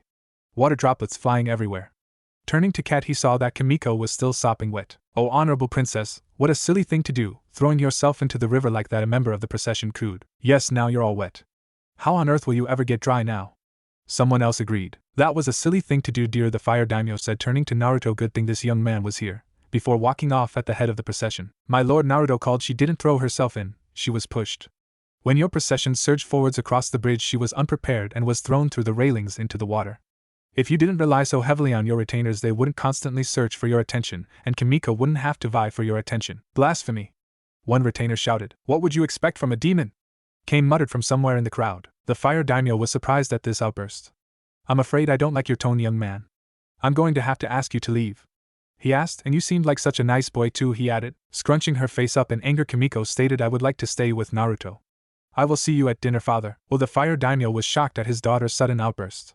Very well then, darling, he said before continuing on with his procession towards the town. Thanks, Naruto, Kimiko shyly replied. And you too, Kat, is it?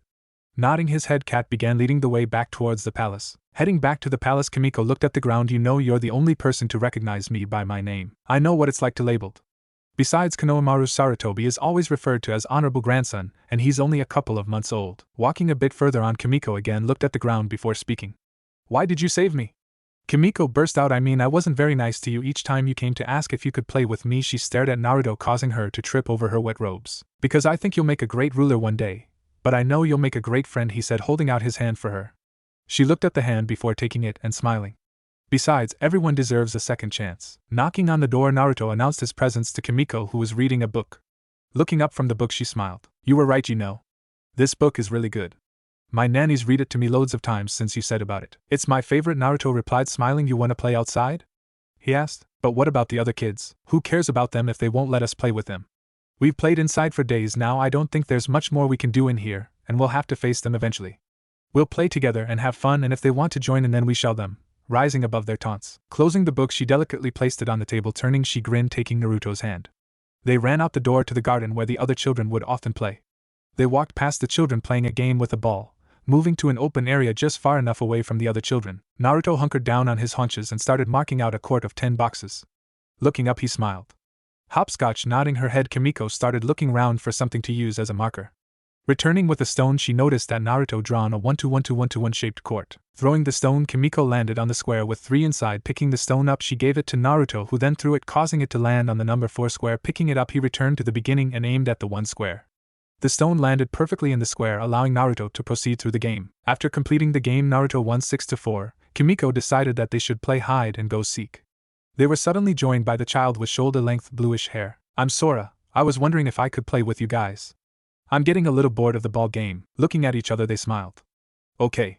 I'm Kimiko, and this is my friend Naruto. Kimiko answered while pointing to both herself then Naruto. I'll start counting to 10 while you two hide. First one found is it next round. Hi, they both chorused before disappearing around the garden. Sora was hiding behind a bush near the other children, while Naruto had snuck underneath the steps leading into the palace. Reaching 10, Kimiko turned round and scanned the area. Not noticing either of the boys, Kimiko started searching in the bushes and trees at the edge of the garden area before moving towards the center of the garden. Looking round, she spotted the robe that Sora was wearing poking out from behind a bush by the other children. Running over to the bush, she jumped behind it, pointing and calling. Found you! Sora blinked in surprise, then smirking stood up from his hiding place. Together they continued looking for Naruto. He's under the steps over there. A pair of twin girls pointed to the steps leading into the palace. Running over to the steps, they dropped to the floor looking under and saw Naruto smiling back at them. Can we play too? The girls asked. Giving her consent, Kimiko started the next round with Sora seeking this time. He found the twins first, then Kimiko, but was struggling to find Naruto. Cat, Kimiko called. Is Naruto on the roof? No, but why don't you try looking closer to the ground, he uttered from his perch on the roof. Okay Naruto, we give up. Come out. Naruto dropped down from a tree next to the wall. Can we join in too? The ball's gone missing, the remaining children asked. Okay, Kimiko smiled. I'll be it, Naruto volunteered. Turning so the children could start hiding, he began counting to 10. You know you didn't have to steal their ball. I don't know what you're talking about, Cat allured. Chuckling, he moved away, chucking a ball up into the air. Sayuri was reading a battered green book often found in a certain blonde-haired boy's hands, absent-mindedly stroking her blonde cat while Konohamaru was asleep for once. Since Ikaro was away on a mission, Konohamaru had been restless lately. Thankfully, Naruto and the old man had just returned from their trip to the fire daimyo, as evidenced by the sleeping boy on the sofa wrapped up in the blanket the Hokage had draped across the back of the sofa. So when is Ikaro due back? The Hokage asked, lighting his pipe. Well, he shouldn't have been sent out anyway, we both know that, but he's as stubborn as you are. She smirked when he found out that he wasn't on that mission. Well, you can imagine. She stood up, closing the book and clasped it to her chest, and walked over to the window overlooking Kona. He should have been back by now, she answered, leaning against the Hokage who had come to lend her his support. Nami, Lady Sarutobi's cat, suddenly woke up from its curled position on the sofa, its head snapping to look out the window at full attention now, like it had sensed something had happened. This was followed by Konohamaru waking from his slumber and screaming out great wailing cries. Naruto, who had also been asleep, had woken to stare out the same window that Nami was. Picking up Konohamaru from where he was lying, his wailing continued even as the pounding rain that had started as soon as Nami had stared out the window continued to fall. No, she gasped, holding Konohamaru closely to her chest. The ninja were lined in their funeral clothes. The rain that had been plaguing the village of late was still falling, almost like the heavens themselves were crying. The only sound amongst the mourners was that of the wailing baby held tight in his mother's arms, the rain mixing in with her tears. To her side was the third Hokage, pipe noticeably absent, tears freely falling down his face, mourning the loss of yet another shinobi taken before their time. Naruto, dressed in black, stood back from the grieving figures, watching as the shinobi paid their respects before disappearing into the dreary sky. Turning, he saw Asuma Sarutobi move up to stand next to Yuri, the grieving wife and mother, Konohamaru still crying in her arms. Asuma touched her shoulder, turning her to him. He was dressed in the typical black Konoha ninja uniform, complete with flak jacket, regular black shinobi sandals, and a black forehead protector and sash tied around his waist. His hair was now styled into the Sarutobi style, short black spiky hair, with the makings of a beard beginning to grow. He looked like a much younger Ikara. Seeing this, Sayuri burst into tears and buried her face into his jacket, with Asuma enveloping her into his arms. You should join them, you know. He was yours too. You have a right to mourn as well, Kat said in a whisper, but he wasn't really mine. Naruto mumbled, the rain dripping down his face. Naruto, right now your mom's going to need you. Yes, she's got a Suma and a third to help her, although she's hurting, but you're her family too. Don't forget that cat voice before moving back into the shadows, leaving the Sarutobis and Naruto alone at the grave of Ikaru Sarutobi. Naruto, dressed in black top and trousers, made his way towards his pseudo-grandfather, took his hand and placed a white rose on the grave marker, whispering, "You were one heck of a dad," running his fingertips along the inscribed name. He looked up at the third, who smiled gently down at him, tears still leaking from his eyes. Sayuri gave an agonizing sob when she heard Naruto's words. Naruto turned to his mother figure when she continued to sob. Not knowing what to do, he let go of the third's hand and hugged her legs tightly. "Mummy, please don't cry. I know you're hurting, we are too, but you still have Konohamaru and Grandpa and Nami, Uncle Asuma and me, if you still want me, that is." Naruto exclaimed. "Oh Naruto, of course I still want you," she said, wiping away her tears and putting on a smile for him. "You're my son no matter what. I will always love you." She hugged Naruto tightly. "Thank you," she whispered the last part, so only Naruto could hear. "For what?" he whispered, held tightly in her embrace. "For reminding what I still have." She kissed Naruto on the cheek. The rain had stopped some time ago, leaving only the orange of the sky as the sun set. Sayuri with a quiet Konohamaru in her arms, Naruto holding onto her unoccupied hand, and her very prominent family members either side of her. Together they watched the sun set. Red was everywhere, in every direction he looked. The red swirling mist descended on the village almost as if it had been summoned there. Turning his head, he saw the forest trees ablaze with fire and buildings ripped from their foundations with a swing of his mighty tail. The ground cracked open as a second tail struck the earth. The remaining 7 tails swished menacingly in the air, lashing out haphazardly at the slumbering village. Flowing around the 4 gigantic claws was a river of blood as the people ran aimlessly beneath the claws to a horrific, mutilated death. Turning his muzzle to the sky and releasing a mighty roar causing the sky to split open. Awoken by the sudden noise, Naruto shot up from bed covered in a cold sweat, only to realize that it was his scream that had woken him from his nightmare. Cutting his scream off, Naruto clapped his hand over his mouth, breathing heavily through his nose. Naruto's eyes darted around the room. Gazing over at the cot where Konohamaru was asleep, he waited to make sure the 2-year-old really was still asleep. With a swish crack, the room was lit up by lightning, followed by an almighty boom of thunder. Curled up with his thumb stuck in his mouth, hair sticking up in typical Sarutobi fashion, and in blue pajamas was his little brother, Konohamaru, who was facing Naruto, but still fast asleep. Looking through the doorway, he could just make out his mother asleep in the double bed and Nami curled protectively into her side. Realizing his scream probably hadn't woken anyone up, he clambered out of bed and made his way to the playroom where his sketchbook was located, and tucked up in the corner of the room he began sketching what he had just seen. "Sorry I'm late. I'm afraid I got lost on the path of life," Naruto apologized as he knocked on the door to the Hokage's office. Shocked, the Hokage nearly fell off his seat when he heard what Naruto said. He hasn't even met the man, and he's already emulating him, the third thought. Moving from his chair with his overflowing desk to Naruto, gently placing his hand on the blonde's back, he guided him over to the piano station behind his door. "It's okay Naruto, at least you turned up this time," the third reproached. Naruto sheepishly ran his hand through his now spiky blonde hair, while pulling at the bottom of his blue hooded top with a black stripe running down both arms. "Naruto, do you know who Kakashi Hatake is?" Kakashi Hatake, known as Sharingan Hatake or Copycat Ninja, graduated as a Genin age 5 and Chunin 6 son of the White Fang Tsukumo Hatake. "Okay, enough. You really need to stop reading the bingo book. Anyway, have you met him? It's interesting, and I've read everything else."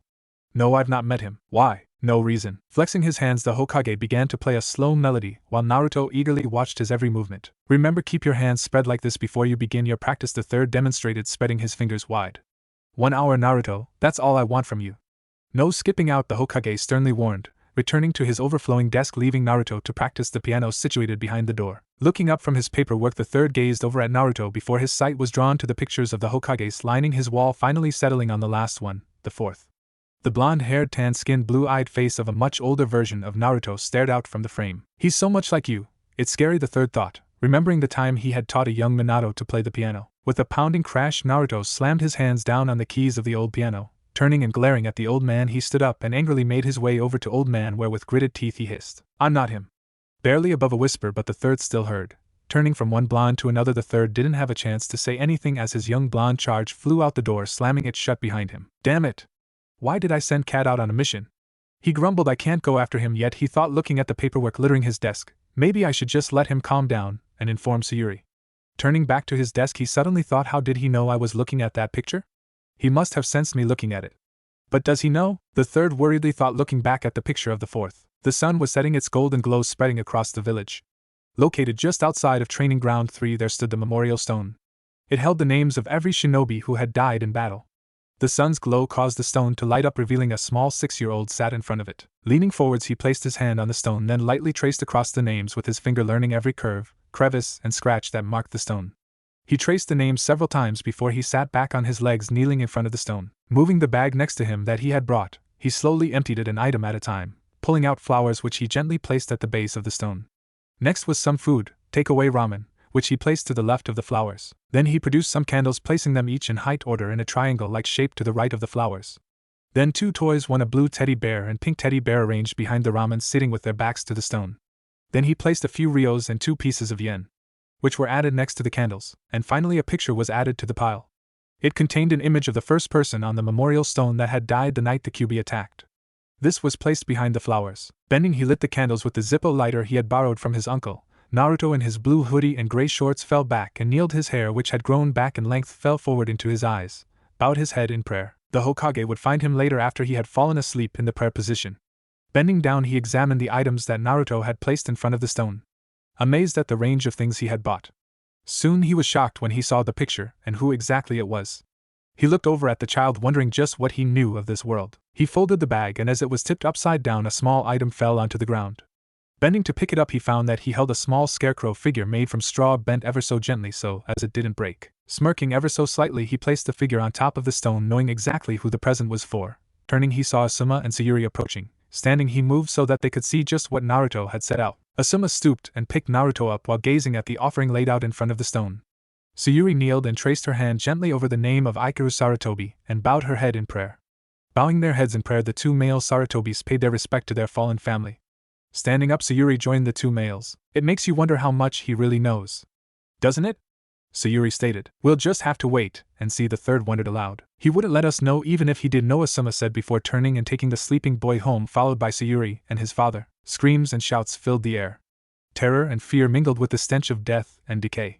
He was above them all, with the red mist swirling around him. He swiped at the ground with his claws and his tails swishing, tearing up the trees and buildings before flinging them at the hapless people. His fur was dripping with blood as he gnashed his teeth at a new group who had decided to attack. Howling with rage as someone managed to slash across his paw. Lift up his other paw, he slammed it down, feeling the person underneath squishing out. Smirking in glee, his great muzzle turned and released a great ball of energy into the oncoming hordes. Waking up once again in a cold sweat, Naruto frantically searched around the room. Naruto was met with the sight of his mother sat in the rocking chair in the corner of the room. In her arms was Konohamaru, being gently rocked back and forth. Obviously, she just got him back to sleep. Naruto? What's wrong? She asked. Shaking his head, Naruto pulled his knees up to his chest, hugging them close. Naruto, please talk to me. How can I help you if you won't let me in, please, Naruto? She placed Konohamaru back into his cot bed thing and walked over to the wardrobe where she pulled something out. I'm here if you need me. You know that she placed the item in her hand onto Naruto's bed before walking out the door. Looking up from his knees, Naruto saw the teddy bear he was given the day he was born. It was small and had originally been white. It had 2 brown patch marks, one on each foot and another on the top of his head just next to his ear. He had a small face with a big brown nose and small black eyes. He was made out of that soft material that was ultra mega soft. The old man had given him it to help him sleep as a baby. He smiled fondly at the bear. It was called Ro. I'm getting worried, Asuma. Sayuri confessed. Something's up with Naruto. He's got black eyes, almost like he hasn't slept in days. He's becoming withdrawn and it's getting worse. I'm scared he'll go back to how he was before we took him. And she stopped the washing up that she was doing and turned to her brother-in-law as he finished off the plate he was drying. What was he like before, I mean? He questioned, placing his tea towel on the counter as he sat down on the island counter that separated him from Sayuri. Turning, she dried her hands on Asuma's discarded tea towel. He was quiet. Quieter than he is now. She took a breath. You know, when I spotted him after I left the orphanage, I thought he was a ghost or something. There was no way someone would let a child out by themselves at night, but there he was. He was so malnourished, his clothes, which were torn and dirty, were way too big for him. He was covered in dirt, but you could just make out his wild blonde hair and his eyes. His eyes were so empty, like he had seen things no 3-year-old should. As I moved to get closer to him, he vanished. Imagine my surprise when he turned up the next day at the old man's office. He was so quiet. As I drew closer, I realized he was signing to the old man. I questioned him, which must have startled him, as his eyes, which had been so warm before, had suddenly become empty and wide. He bowed quickly and then moved incredibly fast out the door. The old man was shocked. When I explained how I had first encountered the boy, he was fuming. I think if I hadn't have seen him that night, he might not be where he is now. He's really come out of his shell, hasn't he? Yeah. I just don't think he trusts me. What makes you say that? He woke up in the middle of the night the other day, and when I went to comfort him, he retreated into himself. She started to cry. I'm sure he trusts you. He just probably doesn't know how to tell you, Asuma said, standing and taking her into his arms. He lightly kissed her forehead as a sign of comfort. Naruto was stood behind the door. He'd heard the entire conversation. Moving away quietly, he headed to the bedroom. Bear Naruto, with his bear tucked tightly in his arms, knocked on the Hokage's door, knowing that he was in there. Hearing the call to enter, he did so, and when seeing that bear was indeed in the room, the 6-year-old ran over to him, and stopping just short. I've been having nightmares. And I didn't want Mum to worry, but I don't think she can help me this time. But you're an expert in the mind, you should be able to help me. He handed over his sketchbook. Please, Bear, he pleaded. Ibiki looked up to the Hokage before looking back down at Naruto. I don't know how I can help, little one, he said, going down to Naruto's level. What happens in your nightmares, Naruto? The third asked, moving around his desk so he was level with Ibiki. Everything's red, I'm towering above everything, and there's blood and bodies everywhere, and then my tails and claws destroy the village. It's kinda like I'm the fox demon that attacked, Naruto whimpered. Ibiki and the third began to flick through the sketchbook. Looking through the sketchbook, each picture depicted a scene of destruction involving the Kyuubi. The order of the pictures showed how the events unfolded exactly on the night of the attack. Naruto, where are you in all this? The Hokage asked, dreaded the answer. I'm the demon causing all the chaos, he said, head bowed. I don't understand why though. I'm not old enough to remember this, he asked. Looking between each other, the two shinobi didn't know how to answer. Naruto, can you wait outside for a minute, please? The third requested. Why did he come to you? What does he think you can do? The third continued. Maybe he thinks I can ease it from his mind, because I'm good with the mind? Ibiki replied, running his hand over his bandana. Or maybe you could explain it to him so that he understands and doesn't have to be afraid anymore, Kat said as he entered the room through the window. Covered in mud and showing a few more cuts and bruises than necessary. He wants reassurance that he isn't that monster, and that they're just dreams, Kat continued, stretching as his squad appeared in the window behind him. But how do I explain that to him? Ibiki questioned, worried that the boy had chosen him for this task. Carefully. He's not an idiot, he'll pick up on things quickly. So much so that he may have figured it out already, and he just needs to hear somebody say it. Kat signaled for his team to disappear quickly, then jumped on the window. Why me? Ibiki queried. It makes no sense. Because it has to be someone who doesn't know him that well. That can see past everything. He said, faded into the background. Naruto, you can come in now, the Hokage called. Opening the door, the blonde peeked in, before tentatively walking over to the duo. He stood head bowed, waiting for one of them to say something. Naruto, Ibiki began, you're not the fox demon. Your mind has just conjured up these images, probably from all the books you've been reading. It's not you who killed those people and destroyed the village. Your mind is playing on your fear. That's all. He explained. Naruto nodded and clutched his teddy bear tighter to his body. Now I think your mother is worried about you, Naruto. Maybe you should tell her you were having nightmares, the third suggested, handing Naruto back his sketch pad. Turning out the door, Naruto was called back suddenly. You forgetting something, Naruto. Thank you, Bear, he bowed. Hey, where's my hug? The Hokage pouted. Giggling, Naruto threw himself into the third's outstretched arms, hugging him tightly with his arms full. The third gave a squeeze back before letting him go out the room, closing the door behind him. Turning back to the window, the third found that Kat and his team had returned. Turning to Ibiki, he demised him, then turned back to the Umbu squad in front of him. How was your mission? The third asked as Ibiki closed the door behind him. Grandpa, what was KO's first word? Naruto asked from his position on the sofa, causing the members of the room to jump in shock, as no one had realized he was there during their meeting. Either Mom or Naruto. Why? The third asked, knowing that there was an explanation for this sudden outburst. What was mine?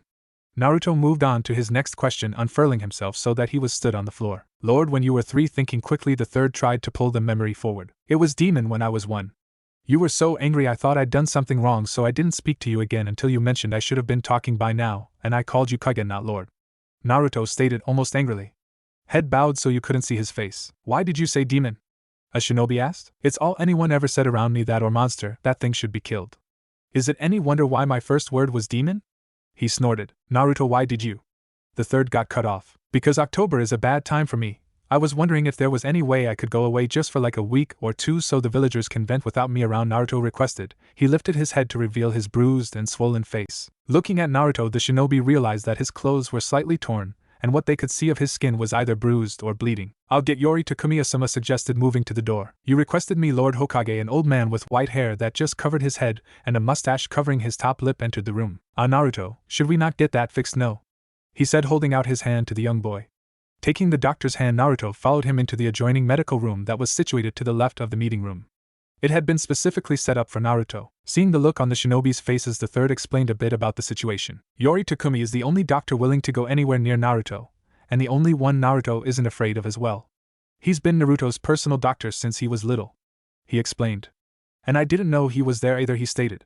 When did he come in here actually? He thought, watching as Naruto came back out with a lollipop stuck in his mouth, holding the doctor's hand. I'll take him home, Lord Hokage, Yori said as he walked towards the door. Wait, can I leave the village or not? Naruto pulled the lollipop from his mouth, determination evident in his eyes. Where would you go?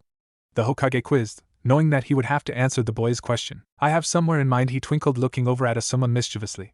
Before moving over to the doctor again and disappearing out the door, Kat needed to get Naruto back for the Mother's Day celebration with the Sarutobis. They just collected the flowers from the Yamanaka flower shop, where they discovered Naruto had a natural gift with flowers. He picked out a few orchids, a couple of daisies, 3 lilies, 2 pink tulips and a red and white rose. Why did he ask for a lily and the white rose to be separate? Kat wondered. Kat, can we make a quick stop before heading home, please? Naruto asked as the two were walking through the village. Sure. But where are we going? You'll see. The childish glint in Naruto's eye didn't bode well for Kat. Making their way towards the edges of town, the duo slowly entered the graveyard, moving past small area where the civilian graves made of white stone are situated through to the shinobi grave markers. This area is considerably bigger and filled with a lot more white stone markers. Moving through the aisles like he's done it 1,000 times before, Naruto stops at the 12th aisle up, continuing moving across to the right. Finally stopping at a stone marker near the right, Naruto kneels in front of it, head bowed. He whispers something so fleetingly that Kat is able to hear it from where he is moving towards him. Finally reaching the blonde-haired 6-year-old, he is able to see whose marker he has stood in front of. Naruto, do you know who's buried here? Kat asked worriedly. Of course, Naruto replied. Place the white rose and lily on the white stone marker, then bowing and making a pray, Naruto moves away from the stone with Kat trailing behind. I'll have to tell the Hokage about this, Kat thought as he took a glance back at the stone, reading the name Kushina Uzumaki. Kat, that's Mom's cat lying on the floor there, isn't it? Naruto pointed to the prone figure lying in the path leading towards the Sarutobi residence. Those callous bastards! Kat exclaimed. Naruto, don't touch it! Naruto, but it's Mom's cat, I can't just leave it there. Naruto panicked. Naruto, its cat hesitated by trying a different approach to get Naruto moving. Your mom will have to find out soon. There's got to be something I can do. Mom loves this cat. Mom needs this cat. Naruto, there's nothing you can do. Cat's voice sounded defeated. Yes, I can. Defiance in the edge of his voice. How? The cat whispered in awe. When the hell did you learn that? As both Naruto and the cat were enveloped in smoke. Ko, be careful, okay? I'll be right back with some juice, okay? Naruto said. Naruto left the front room to collect the juice for the two of them. Sayuri was in the kitchen preparing lunch. Konohamaru watched as Naruto left the room, then crawled over to the chair, pulled himself up into a standing position. Thoroughly pleased with himself, he made sure he was as balanced as possible, then toddled over to the doorway Naruto had gone through. Naruto had opened the fridge, pulled a chair, and located the orange juice.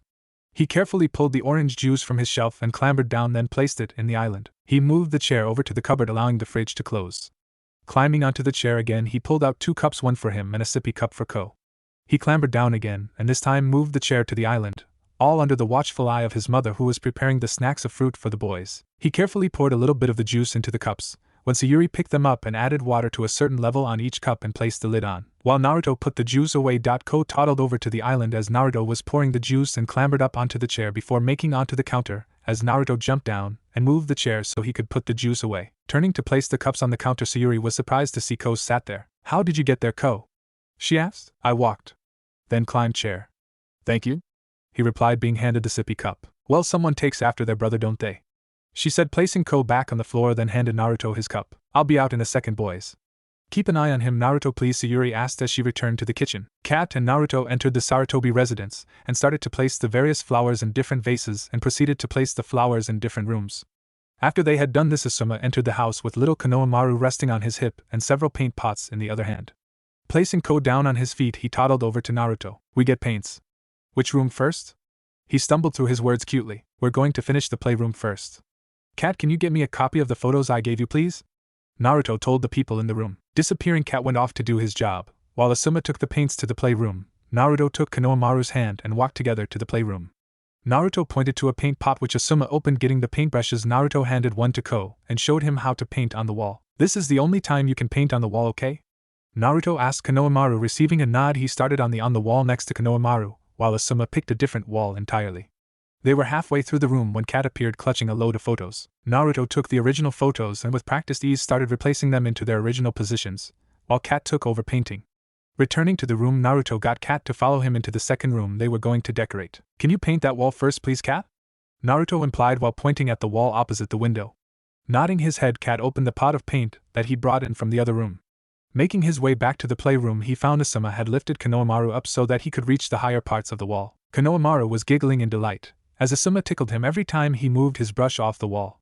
Smiling, Naruto walked over to the right-hand wall that Asuma had finished painting earlier. Making sure it was dry, he started to draw out the shape he wanted painted on the wall like a mural. Asuma, seeing that Naruto was back in the room, moved Konohamaru so that he could begin on the next wall. He picked Naruto up when he realized the 6-year-old hadn't figured out how to reach the high parts of the wall. "When did you want me to swap with the old man and distracting your mom?" he asked while lifting Naruto higher up the wall. "When both rooms are painted, I'd like Grandpa to do the calligraphy I'm planning. Hopefully he'll be good at the fine detail I have planned." He continued to draw on the wall. "Just a little higher, please," he asked. Konohamaru came running over to the two, tugging on the pant legs he indicated across the room, showing that all the places he could reach were indeed covered in paint. Kat entered the room at that moment. Sensing this, Naruto finished his outline and turned in Asuma's arms. "Kat, can you help me finish this room, please? And Asuma and Ko, can you finish in Mom's bedroom, please? When it's finished, you can swap with Grandpa," Uncle Suma and Naruto ordered. Easily swapping places so that Kat then held Naruto, Asuma scooped up Konohamaru and proceeded into their designated areas. Finishing the drawing on the wall, Naruto leaned back into Kat's arms. "Can you move me to the wall with the windows, please?" Naruto pointed to the wall on his left. Moving as asked, the two drew the final pattern on the wall. It took up the entire center of the wall. Pleased with his design, Naruto signaled that he wanted to be put down. "Do you think they'll like it?" Naruto worried. "Stop worrying about it, Kat assured. "They'll love it because you did it together, and even when asked you once, say it was me, not them. You'll include everyone." Kat lovingly ran his hand through Naruto's hair.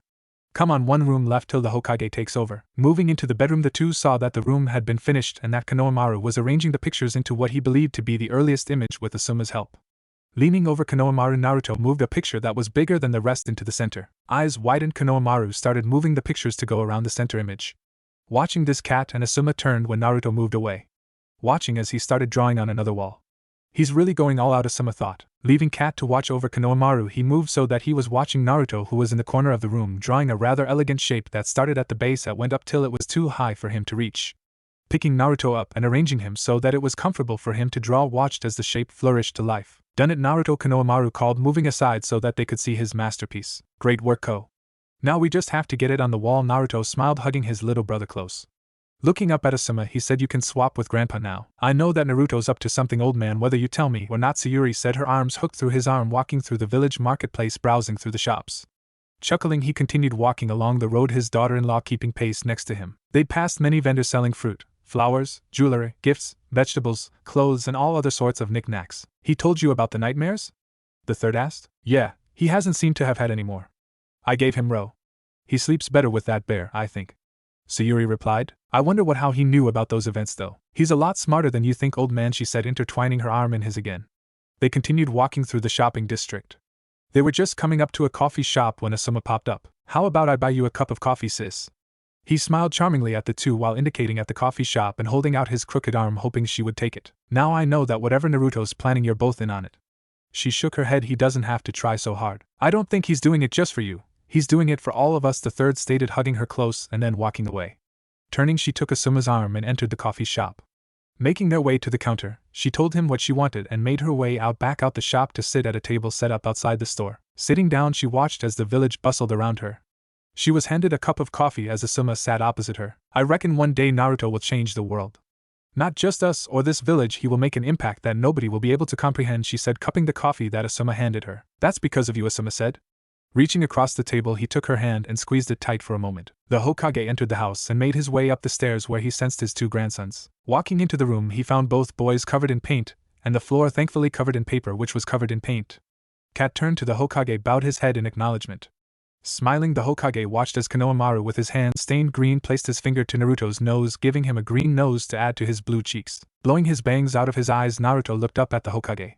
He tugged at his hair, with red-stained hands. It was too long in his opinion. "Don't even think about getting another haircut," the third growled. "It's only just grown back and you're still being punished for that stunt." "It's my hair," he growled right back. "If you didn't keep looking at that damn picture," he muttered. "Paint," Konohamaru piped up, holding up a paintbrush between the two, stopping the impending argument. Moving away from each other, Naruto motioned at the wall by the window, taking their paintings, and bowing respectfully to his leader, left the room. The Hokage found the drawings on the wall that Naruto had drawn, and as he was asked, started to go over the sketches in the bedroom, while Kat took Konohamaru to get bathed as he was covered in paint. Naruto was in the bedroom going over his sketch on the right-hand wall. Kat had procured him a ladder so he could reach it all. His tongue was sticking out as he slowly and carefully added the detail to the drawing. He was about halfway through when the old man walked through the doorway. "You're very talented, Naruto, even as a 6-year-old painter," the third tentatively complimented, admiring the beginnings of the mural. "Do you think Mum will like it?" He ignored the compliment, worrying at his bottom lip. "I know she will. Now what was it you wanted me to write?" He smiled, turning the worried boy in his hands. I'm something wise and sentimental, I suppose. When you've done that, would you mind him doing this wall, please? He asked, pointing to the wall between two windows in the playroom. Of course, Naruto the third answered, giving the boy a hug.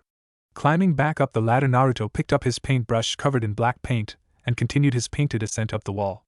Chuckling, the third made his way back to the bedroom. Pulling out his pipe, he started to light it when a voice rang out. Don't light it up in this house, followed by a second younger voice. No smoking in the house from the other end of the house, followed by a splash and a squeal. Out of bath, Ko. We've got to sort dinner out yet. Ramen, came the muffled shout. Cat was obviously towel drying Konohamaru. Smirking, Naruto stopped his painting, looking at where he got to. He was nearly done, just the last big detail and a few final touches. Last resort, Ko. He laughed. No ramen, he said, running into the room bundled up in a towel. Wow, he exclaimed, seeing the mural Naruto had finished painting and applying the final touches. Hey! No dripping in the playroom, Naruto chuckled, descending the ladder. Fine, we'll get ramen, but only when you're dry and dressed. If we get ramen today, that means no ramen later in the week, Naruto stated, crouching down to Konohamaru's level. Pouting, Konohamaru crossed his arms. Fine, he muttered. Smiling, Naruto ran his hands through his little brother's hair. Before chucking him over his shoulder in a fireman's carry, he charged down the hall to their bedroom. Konohamaru, wearing his yellow top with a red leaf spiral painted on the front and gray shorts, was stood in front of Naruto, who was wearing a long-sleeved gray top, dark blue trousers, and blue sandals. Ko, can you show Mom our surprises, please? Seeing the nod, he continued. The flowers first, then the playroom, and then her room, okay? Grandpa's here too, don't forget. I'm going to get the dinner, okay? Okay, Konohamaru replied. I'll set the table. He turned, walking out of the room, and bumping down the stairs on his bum, he wandered into the kitchen as he was followed down the stairs by Naruto and Cat. Walking through the village, Naruto watched as the villagers bustled about around him, not noticing his presence yet again. Making his way past the store, he felt Cat leave his side, looking back at the store as the door closed. He couldn't see what sort of store it was. Shrugging, he made his way to a Chiruka ramen bar. It was run by the father-daughter team of Tuchi and Ayam. Good evening, Tuchi and Ayam. How are you both today? Naruto greeted the pair. Oh, hi, Naruto, Ayam waved from behind the counter. We're good, thanks. Who asked this time, you or Konohamaru? Tuchi asked. Ko did.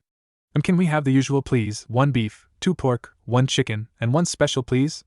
Naruto asked, adding on the extra meals. Oh, and then 2 beef and 2 porks and a special, please? The two got to work preparing the meals. Feeling Cat return, he turned round to see that Cat was indeed behind him. Do you think Grandpa's umbugards are hungry? Naruto asked. That's very kind of you, Naruto. I'm sure they'll be hungry. Cat's husky voice rang out. Not interested in where I went? He coaxed. I figure you'll tell me if it's important, Naruto stated, watching as the ramen was cooked. Collecting the bags, the two headed back to the Sarutobi residence. Sayuri was dressed in a loose-fitting dress with an apron, and her normally kind and welcoming face was smiling at the flowers placed around her house. Asuma entered after her, watching as she found everything that the boys had planned for her. Hearing the padding of feet coming down the stairs, he turned to see Konohamaru carefully coming down the stairs with the third walking behind him.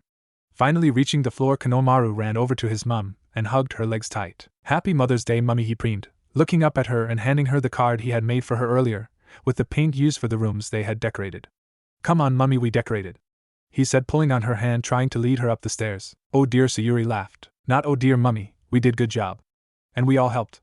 He smiled as he finally got his mum to follow him up the stairs to the landing. Letting go of her hand, he allowed her to go into bedroom. Sayuri's bedroom was painted a sky blue color, and then there was a painting on the right of the wall facing you as you entered the room.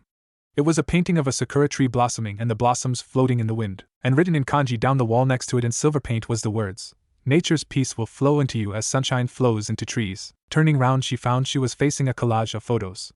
The photos ranged from now to back when she and Ikura had first started dating. Starting in the middle with the biggest picture and branching out around it were other pictures of them together, with Konohamaru, the old man, and Naruto. The shape of the photos together was almost like a sun with rays reaching out. Moving out of her room, she proceeded to the playroom, which was previously unfinished, was now finished, had all its furniture finished and placed in the correct place, as well as freshly decorated walls. There was the leaf symbol taking up the center of the wall as you walked in.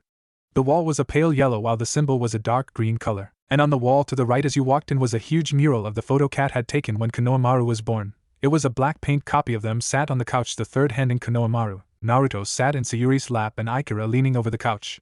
With one addition, Asuma was leaning over the old man's shoulder, almost like he was part of the original photo.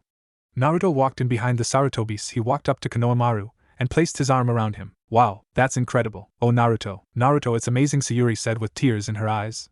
Naruto hugged her with Konohamaru joining in. Ko helped too. And so did Grandpa and Uncle Suma, Naruto said, rubbing the back of his head with his hand. You always said you wanted it finished, so we did. We finished it for you. And your bedroom too, so you have somewhere tranquil and peaceful to relax and just be you. Naruto said. We got you flowers and dinner too. Konohamaru added ramen. He grabbed his mom's hand and proceeded to drag her back to the kitchen where the table was set and the ramen had been placed. Happy Mother's Day, Mom, Naruto said as he hugged his mom in the middle of the kitchen. Walking over to a corner of the room, he tugged on something, causing the ANBU who had been stationed in that corner to appear. If you and your team are hungry, I bought more so you could have some too, he said before taking his place at the table. Slowly the ANBU all materialized and picked up one of the extra servings of ramen and returned to their stations. Naruto, you didn't have to do all this for me. The flowers would have done fine, Sayuri said, running her fingers through his hair. You shouldn't have to do everything. And today's your day off. I just wanted you to be happy. I didn't want you to be sad when you thought of Dad and that you needed a place where you could be free from your troubles. Now with the playroom finished, we can play in there while you relax in your room. Besides, you're my mom and you're special to me, Naruto stated, and me, Konohamaru seconded. Sayuri scooped both boys into her arms and hugged them tight. I love you both, she smiled. Birthday. Two figures walked through the trees, the foliage shielding them from the burning sun high above them. The elder of the two, dressed in traditional Hokage robes, pulled off his ceremonial hat which he always wore, wiped at his brow as sweat started to mingle there, with his long robed sleeve, looking down at his young companion, hair sticking flat to his face, and watched as he ran a hand through his hair. Water droplets cascaded around him.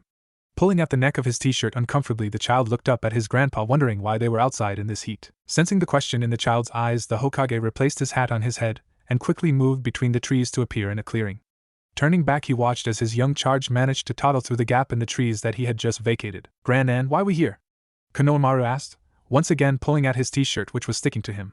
Looking round the clearing, the 3-year-old spotted a house with a small porch running round the outside with a shoji board placed on the walkway. The sliding door opened. Uncle Suma, Konohamaru cried, running as fast as his little legs would carry him, and leapt into his uncle's startled but outstretched arms. You're back. What you doing here? He clamored. What is it with you kids and calling me Uncle Suma rather than Asuma? He said, shaking his head. Yeah, I'm back, and it's an early birthday present from Dad. This is my house where I live, and you are going to help me put things away. But why you live here? What wrong with us? Konohamaru pushed back so he could see Asuma's face. Nothing's wrong with you. I was staying with you till I managed to get myself sorted, as well as helping your mom. Kinda like Naruto stays with you, Asuma explained. Chuckling, the Hokage joined the two on the walkway of the porch. Turning, he looked back at the route they had walked and realized he should probably not have taken the scenic route. Can we give Naruto a birthday present? Konohamaru asked, startling both adults. Neither one had thought about Naruto's upcoming birthday, both preoccupied with other thoughts surrounding that day. The third was walking through the market district with Naruto walking alongside him. They were looking for a new book for Naruto. Naruto had exhausted his library at the tower, barring the restricted section that was, but he wasn't going to trust anybody in there, especially a 6-year-old. Naruto, as it had turned out, had also read all the books in the Konoha library that he had got his hands on. So this endeavor was proving rather difficult. Naruto the third called, looking towards the boy staring at something in a shop window further up the street. Glancing back at the window, Naruto walked over to the Hokage, humming to show that he was paying attention. What do you want for your birthday? He queried. Naruto blinked olishly at the third. I already asked to be able to leave the village, didn't I? But that doesn't really count as a present, something you can keep. The third tried to explain. I don't really want anything, but you can keep letting me leave the village every year. Naruto smirked. Fine. Sighing, what were you looking at anyway? The third asked. Nothing, Naruto chimed, turning back and continuing along the road. Walking past the window, the third saw a hat with eyes and teeth and a black nose, which kind of looked like a walrus, sitting on the cozy little sofa in the living room of the Sarutobi house. Naruto was sketching in his sketchbook while huddled up in the corner of the sofa. Konohamaru was on the floor coloring a picture of some sorts, and Sayuri was sat on the other end of the couch, her head buried in papers scattered about the surface area around her. Naruto, what do you want for your birthday? Konohamaru asked, innocently glancing up at the two figures on the sofa before continuing with his coloring. Asuma stuck his head through the doorway from the kitchen area. Sayuri lifted her head from her papers and looked over at Naruto, both adults hoping that he would answer with an idea this time. I don't really want anything, Ko. If I need it, I get it. How do you get it though?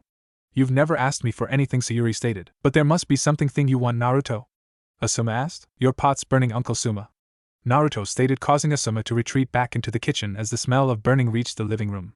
Not really. Grandpa's in charge of my money, so I normally ask him for the money, then buy whatever it is I need. I don't like asking. What about something you like? Konohamaru asked. You like books and drawing. What about something you enjoy? Makes you happy, he continued, coloring in an intricate pattern, sticking his tongue out in concentration. Damn genius, Naruto pouted at his little brother who took after him so much. Idiot, the child stuck his tongue out at the older brother. Sighing, Naruto placed his sketchbook down. To be honest, Ko, to me it's just another day. Besides, I'm never here for it anyway. Okay then, Konohamaru said, putting away his colors, then standing in front of Naruto. I still want to get you something though. He then turned and headed into the kitchen as the sounds of plates being placed down began filling the room. Why do we let Uncle Suma cook again? Naruto quipped, smirking, placing his sketchbook down to join the two in the kitchen. Because he needs to learn to cook and because he loves us. Enough to poison us, Naruto quipped as Sayuri entered the room. I'm not going to poison you, Asuma remarked, clipping Naruto round the head playfully as he placed the dish on the counter. Sayuri took her place at the counter in between Naruto and Konohamaru, with Asuma the other end also between the two boys. Making sure everyone was seated, he pulled the lid off of the dish to reveal a chicken casserole. Instantly the boys brightened. Carefully placing a ladle or two on the plates set out before them, they dug in. Asuma looked out over the clearing, which posed as his garden. Looking out to the front, he saw Naruto entering the property through the correct entrance. Glad you can come through the pathway and not the trees, Asuma smirked, referring to his father's entrance the other day. Sometimes, he quipped, Ko said you got your own house. Does that mean we can visit you, or do you rather we not? Naruto dug his foot in the ground waiting for the answer. Naruto, you can visit anytime, just try to give me some warning. Besides, I'm not going to let you and Ko turn into old fogies like that old man. Now Ikara's no longer around, I figure I can help Sayuri out and get to know both of my nephews better, he said, hugging the blonde close to reassure him. So what do you want for your birthday? What is it with you lot and asking about my birthday? It's just another day to me. I don't celebrate it for the same reason you never thought about it before. Now are we going to practice or not? He stormed, getting into a stance ready to begin practice. Stalking his prey, his blue eyes glistened in the light, creeping ever closer. With a wiggle of its rear, Nami pounced and landed in an empty orange jacket that was heaped on the floor. Finding the tassel, Nami's eyes went huge instantly. The crazed killer that was turned into a playful little cute fluff ball, clawing at the tassel, biting, flipping and purring. Looking up at the person who had walked in on Nami's cute time, saw Sayuri staring down. Smiling, she reached out for the jacket. Naruto won't be happy with you clawing at his orange jacket like that, she reproached the cat, who rolled over and standing began to weave in and out of her legs. What do you think Naruto wants for his birthday? I don't want anything, Mum, Naruto said as he came down the stairs and walked past her, taking his jacket and out the door. Running back, he hugged her. Love you, Mum. Be back soon. He pulled his bag higher up his shoulder and met Asuma at the gates. Mum, can we throw Naruto a birthday party? Konohamaru piped up from his seat at the piano in the Hokage's office, with the old man seated on the stool next to Konohamaru, teaching him how to play. He said it was just another day for him though. Asuma lazed on the couch, cigarette dangling from his lips. But if we celebrated it on the first Monday after his birthday, it would be a surprise and a chance for him to have a normal proper birthday for a change, the third said, pulling his pipe away from his lips and emptying the contents before packing it again and relighting it. He just hides from it, I think, and he probably doesn't know what to do for a birthday because he's never celebrated one or been invited to one, the third stated, running his hands over the next set of keys in the composition he was teaching his grandson. What do you think, Cat? He spends more time with you than anyone, really, Sayuri asked, glancing up from her tea. I think it would be nice for him. Moving from the shadows, Cat's mask appeared next to Nami, who was lounging on the desk in between the piles of paperwork. Reaching out his hand, Cat lazily stroked along the cat's spine. With the festival that happens every year on that date, it's probably not appropriate to celebrate, so allowing him to enjoy a day would be good by him rather than shunning it as he does, Cat answered. But what do we get him? He doesn't answer when we ask, Asuma stated. He likes to garden.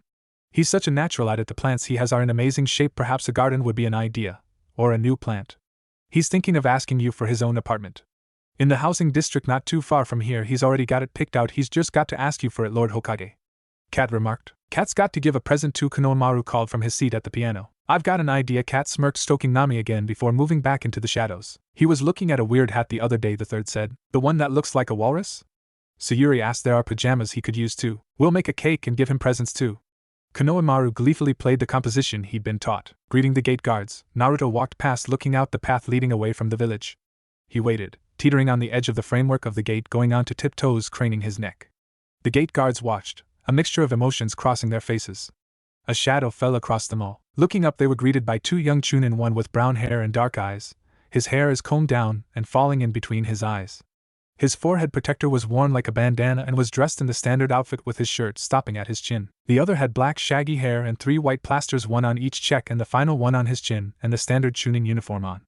And a cat Mastambu stood just behind them. What do you two want? The chunin behind the desk sneered at the younger chunins, talking to his partner. They're your replacements. The Hokage has requested your presence, the cat Mastambu stated from behind the young chunins, causing them both to jump. Scowling, the 2 older chunins stood from their desk casting a glare, and Naruto, who had turned when he heard Cat's voice, made their way past the 2 younger chunin, making sure to barge past them. Are all older ninja like that?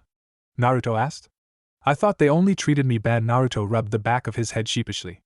The two Chunin turned to each other and shrugged. I'm Kotetsu Hagane and this is Izumo Kamizuki, we're the new gate guards. Nice to meet you. They each held out a hand to Naruto, who shook them. Naruto, it's nice to meet you both.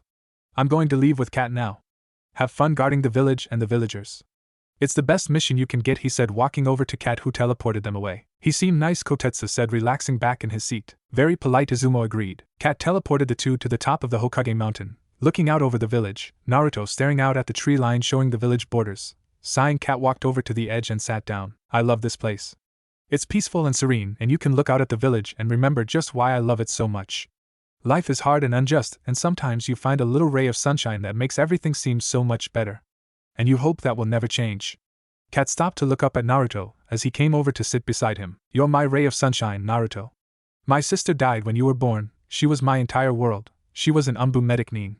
When she died, my entire world crumbled, but then I saw you, this little bundle of blonde, huddled in the third's arms. And then watching as you grew up with the guardianship of the Sarutobis and the way you brightened the hearts. As I got to know you, you became more and more important to me. You're my precious person, Naruto, and I won't let anything happen to you. I want you to have as normal a life as you can. That includes birthdays. He turned so he was now kneeling in front of the seated boy. Happy birthday, Naruto, he said, pulling out a small wrapped package and handed it to the surprised child. You shouldn't hide from your birthday, Naruto. You remember how you liked the whole flying experience? Well, I've got just the thing for you. I was about 5 when my parents died, and I remember I came up here and the fourth found me and he showed me how to fly. He was an incredible ninja, Naruto.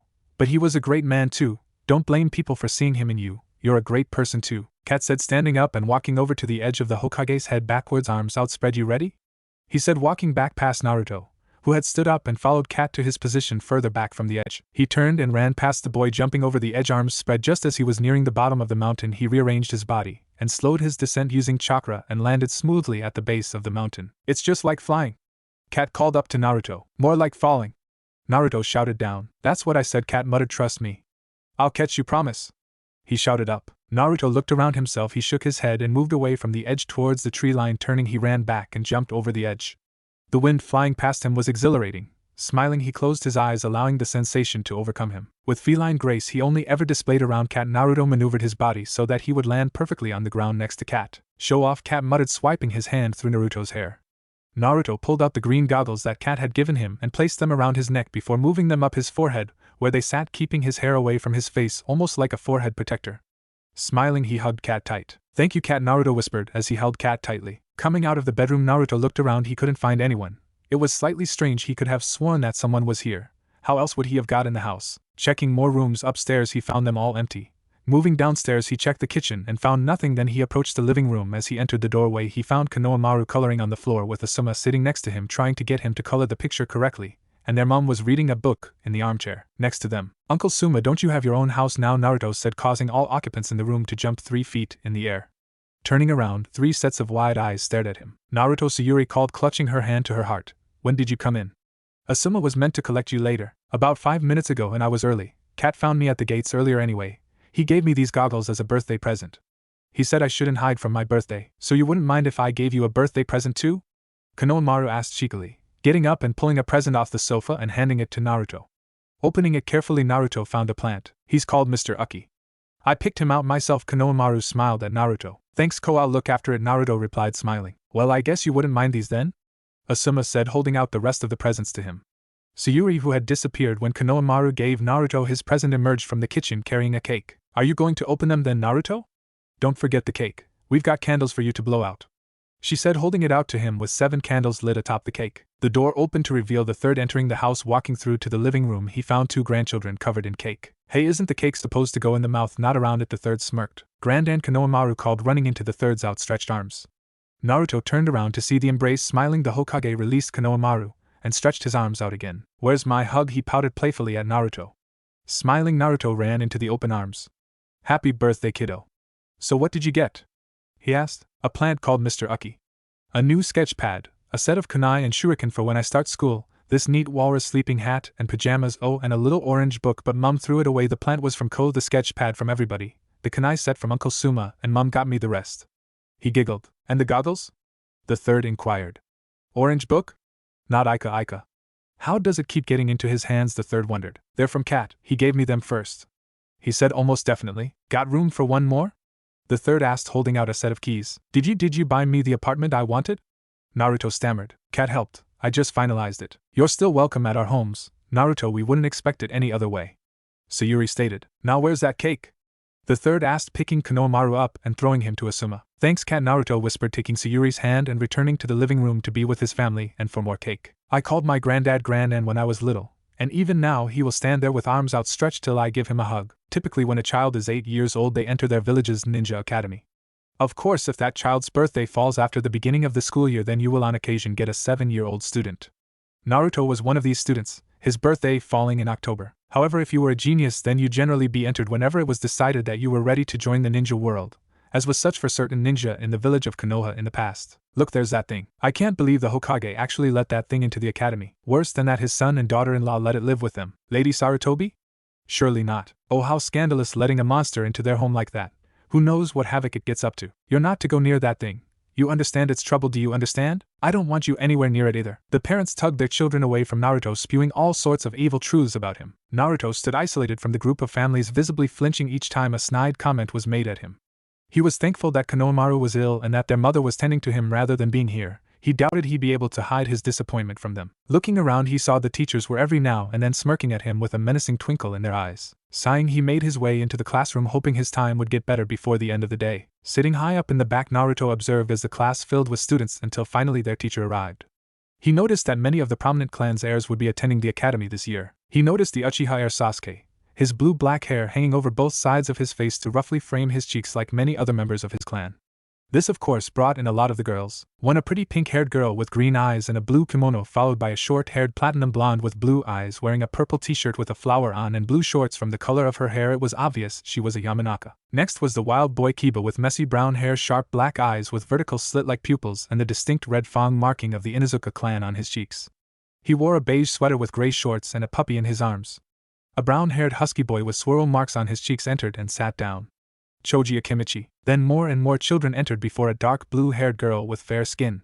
Hinata Hyuga. Her hair was in a Heim-cut style with chin-length strands framing her face and white eyes, with a tinge of lavender. She was wearing a pale-colored kimono. The Aburame heir was next. He had dark bushy brown hair, pale skin, and seemed quite tall. He was wearing dark sunglasses, a gray jacket with a high upturned collar, and dark trousers. The Nara heir, his hair tied in a ponytail then spiked in the usual manner, as he made his way towards the back where Naruto was sitting. The teacher began by introducing himself to the class and explaining that he would be moving the class into a seating plan so that he and they could learn their names, before moving on to the curriculum for the day, which was geography. Okay, so who can tell me the names of the 5 great nations? Naruto, how about you? He said, pointing to his blonde-haired student. Kumo, Iwa, Suna, Kiri, and Kona. What are their kages called? The land of lightning has a Reikage, the land of water has the Mizukage, the land of the earth has the Tsuchikage, the land of wind has the Kazakage, and the land of fire has the Hokage. The teacher was seething, body shuddering in anger. He'd been hoping to catch the monster out. Well, if you're so smart it wouldn't hurt if you were not in the class then, would it, thought the teacher. Think you're so smart, do you, little monster? Get out of my classroom, he screeched, pointing out of the class. Don't move from that spot.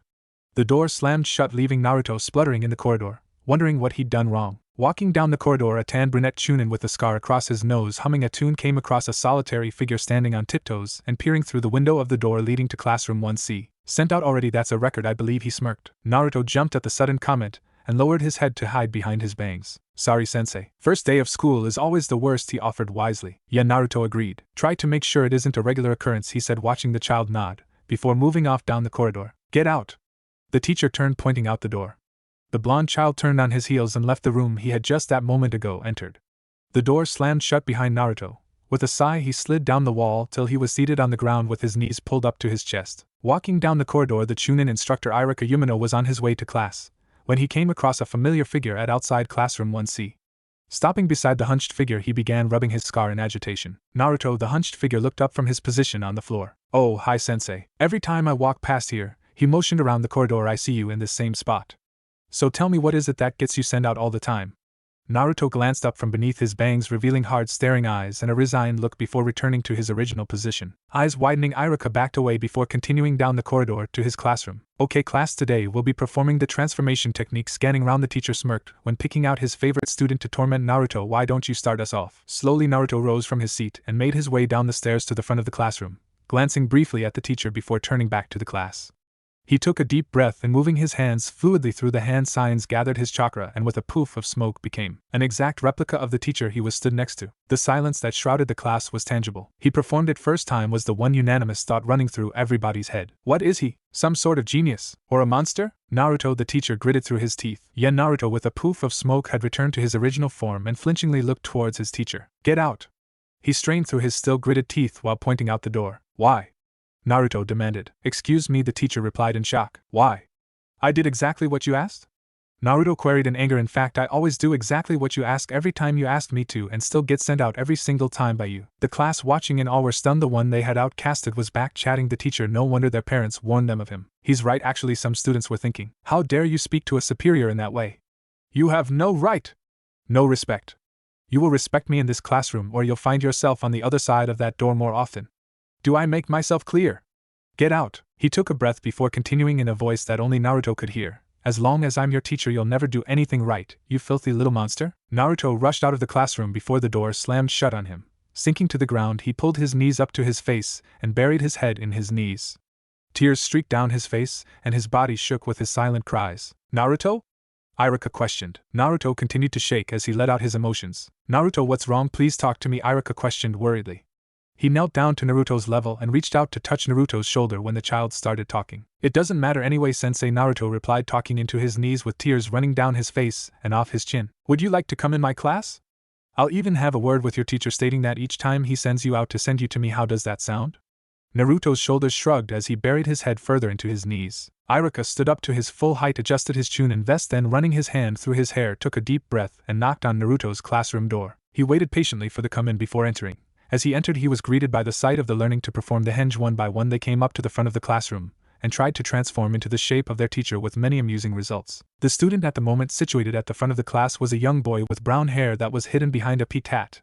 He had brown eyes and was wearing a white shirt and black trousers. He put his hands together, slowly running through the hand signs required, and gathered the wrong amount of chakra, and with a poof of smoke became a rather deranged version of the teacher stood at the front of the class. Nice try, the teacher encouraged the brown-haired student before turning to Iruka. Iruka-sensei, what can I do for you? Every time you send Naruto out, would it not be better to send him to me instead? Seeing the inquisitive look on his fellow members of staff's face, he continued, it would keep him out of your hair now, wouldn't it, especially if he becomes more than troublesome? Sure thing, sensei, it will allow me to teach my other students correctly without any mishaps along the way. He's all yours. Thank you, sensei, Iruka said as he retreated out the door. When it clicked shut behind him, he exhaled the breath he'd been holding. Turning to look at Naruto, he found him in the same position. Naruto, from now on, whenever you're sent out, you are to come to my classroom, understand? Iruka said, kindly watching for Naruto's nod, which he soon caught. He proceeded to walk down the hall. Come on, Naruto, he called back. Glancing over his shoulder, he found the blonde boy was indeed following him without making a noise, which is quite a feat for a 7-year-old in his opinion. Just as his classroom door came into sight, Iruka spoke over his shoulder. Naruto, transform into me. Naruto hesitated before running through the hand signs and gathering his chakra with a poof of smoke. Iruka turned round to find an exact replica of himself staring at the floor with a disheartened look on his face. Naruto, that's brilliant. Why didn't you do that in class? I did, he replied, allowing the technique to end and opening the door to classroom 5A. Hey cat, Naruto called with hands in his pockets, head downcast, walking along the path. Yeah, Naruto, cat answered, mask tilted slightly. He knew something was bothering his young friend and that it had to do with the academy, but what he didn't know. Is there something wrong with me? Now why would you say that?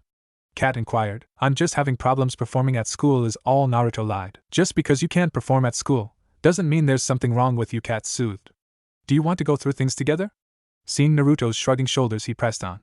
You don't have to be embarrassed to ask me for help, you know that, right? Seeing Naruto nod, he continued, I'll always be there for you if you need me. He places a hand on Naruto's shoulder. How about I treat you to something, maybe lunch? Ramen? He slyly inquired. Seeing Naruto's face light up, he continued in the direction of the Hokage tower. Naruto sent out again, this time through no fault of his own. Damn Hibachi with his lazy eyes and beanie hat, damn bully. Sighing, he made his way to classroom 5A. This was never a pleasant experience. The children in this class had an open hostility towards him, what with them being in their 3rd year of the academy. Entering the classroom, Naruto took a seat next to Kenta as it was a place he could easily escape notice. Kenta was a broad child, which meant he'd be quite strong and big when he grew up. Naruto was handed the work his age mates were working on as Iruka continued his lecture to the current class. I am my sensei, can you do me a massive favor?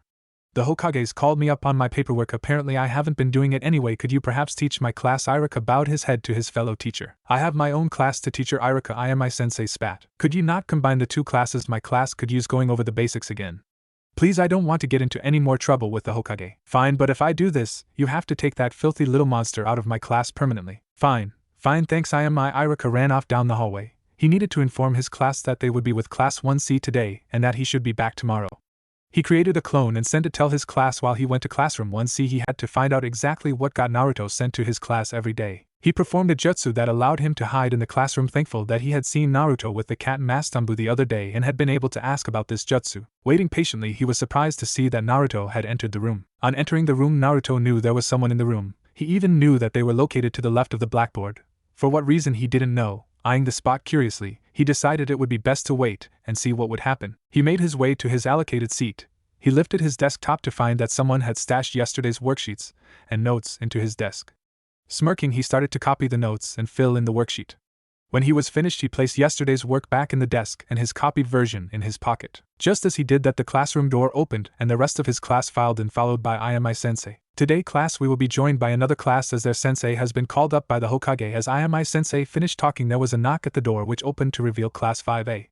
Naruto's eyes widened when Irika's class had walked in, even more so when they were all asked to shuffle along to make room for the other class. So this is only for today, and seeing as I've still got my class to teach, you'll be running over the basics with us today, sensei smirked.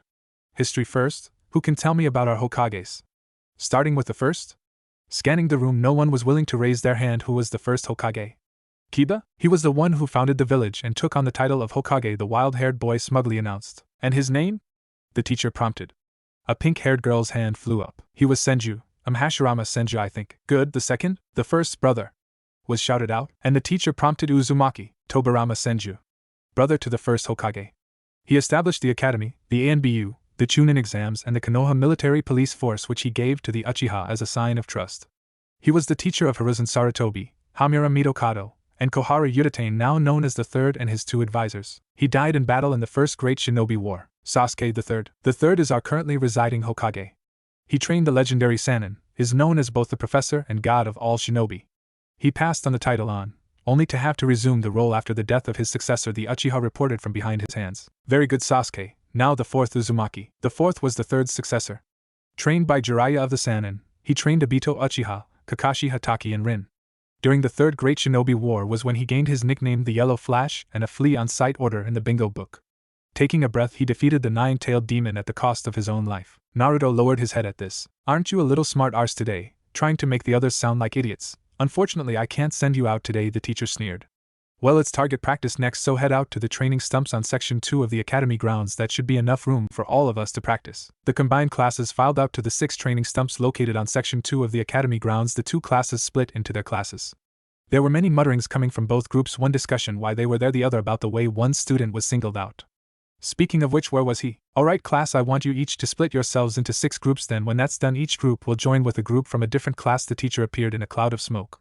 Looking around, Irika's class spotted their blonde-haired foster student at the back of his class. Right, today we are going to be learning about throwing kunai, Ayami-sensei exclaimed as he moved so that he was facing a training post.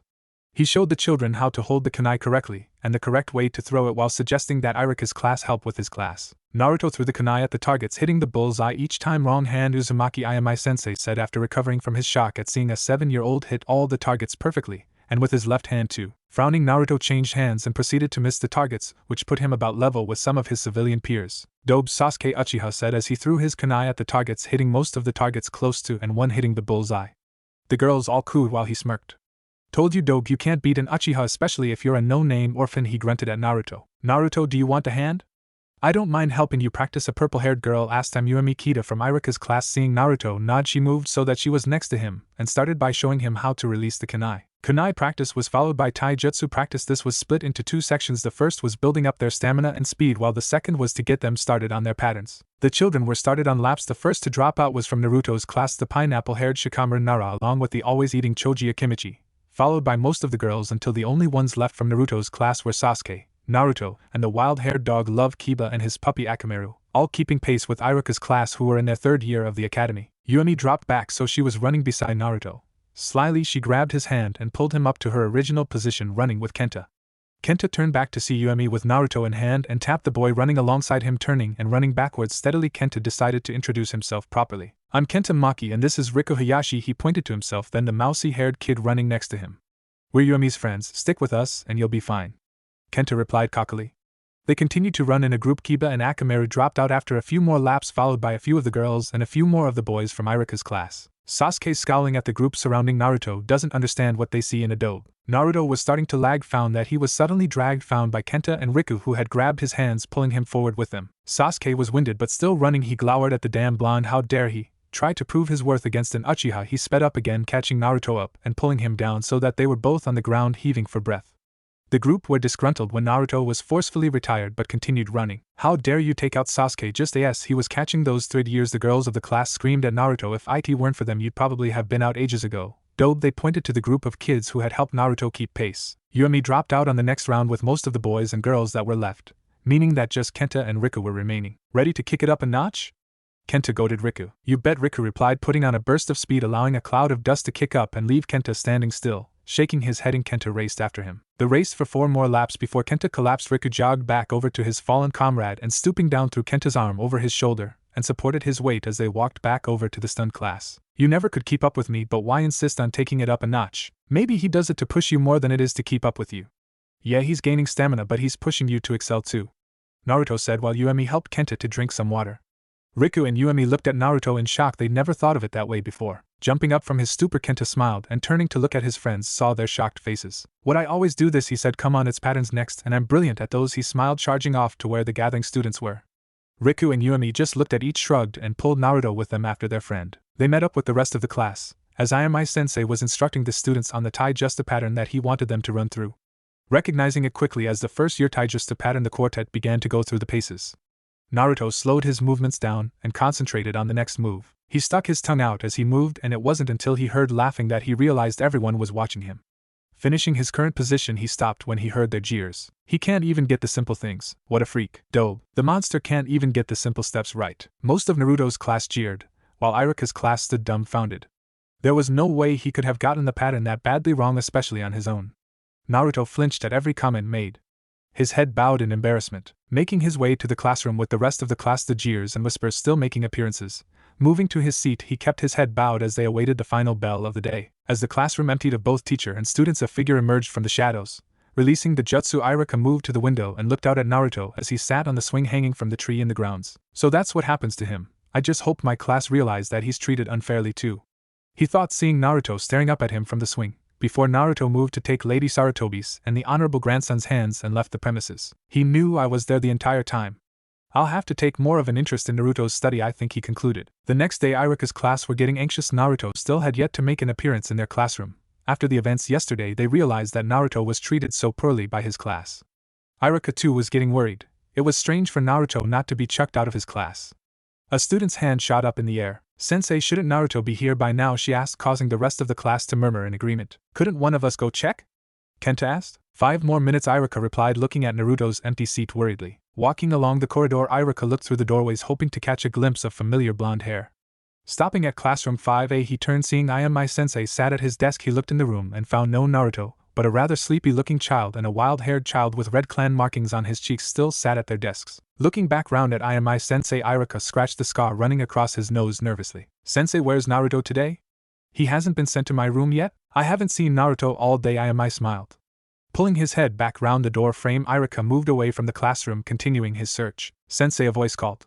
Turning, Irika found that he was face to face with the last child from earlier. He arrived just before you came looking. Try the roof.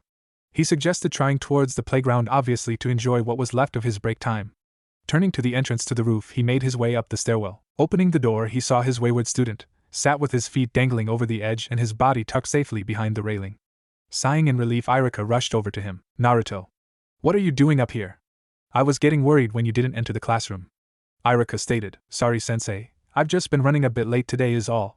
I'll be down after the break. You okay, Naruto? Fine, he said as the bell rang, standing and walking back into the building. Entering the classroom, Naruto was shocked when the class surged forward. We were worried about you. Why weren't you here earlier? We took notes for you. We're sorry about yesterday.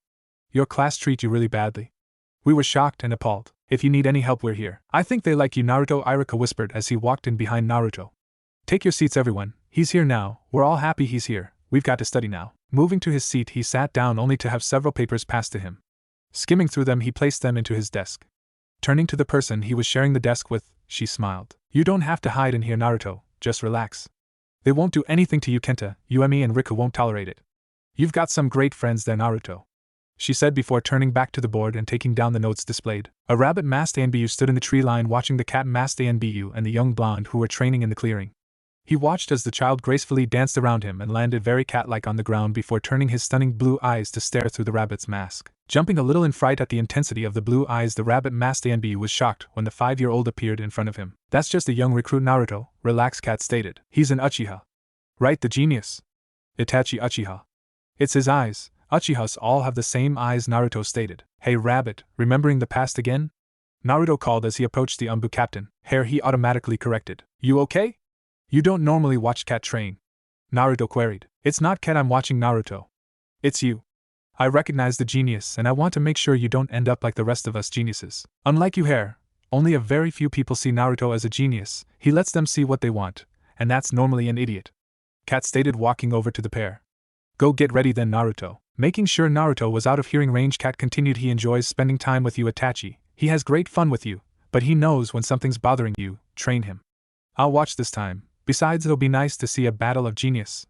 Cat quipped. It was frustrating trying to keep up with the two. Granted, he probably shouldn't have told them not to hold back, but he couldn't have expected this.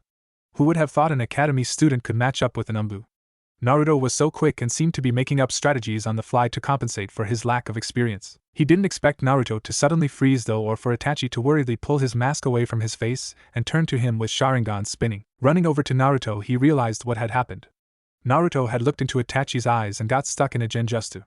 Pumping chakra into Naruto to break the connection, he managed to keep his balance when Naruto slumped forward into him before regaining his balance. Sorry, Naruto said, I didn't mean to look at your eyes.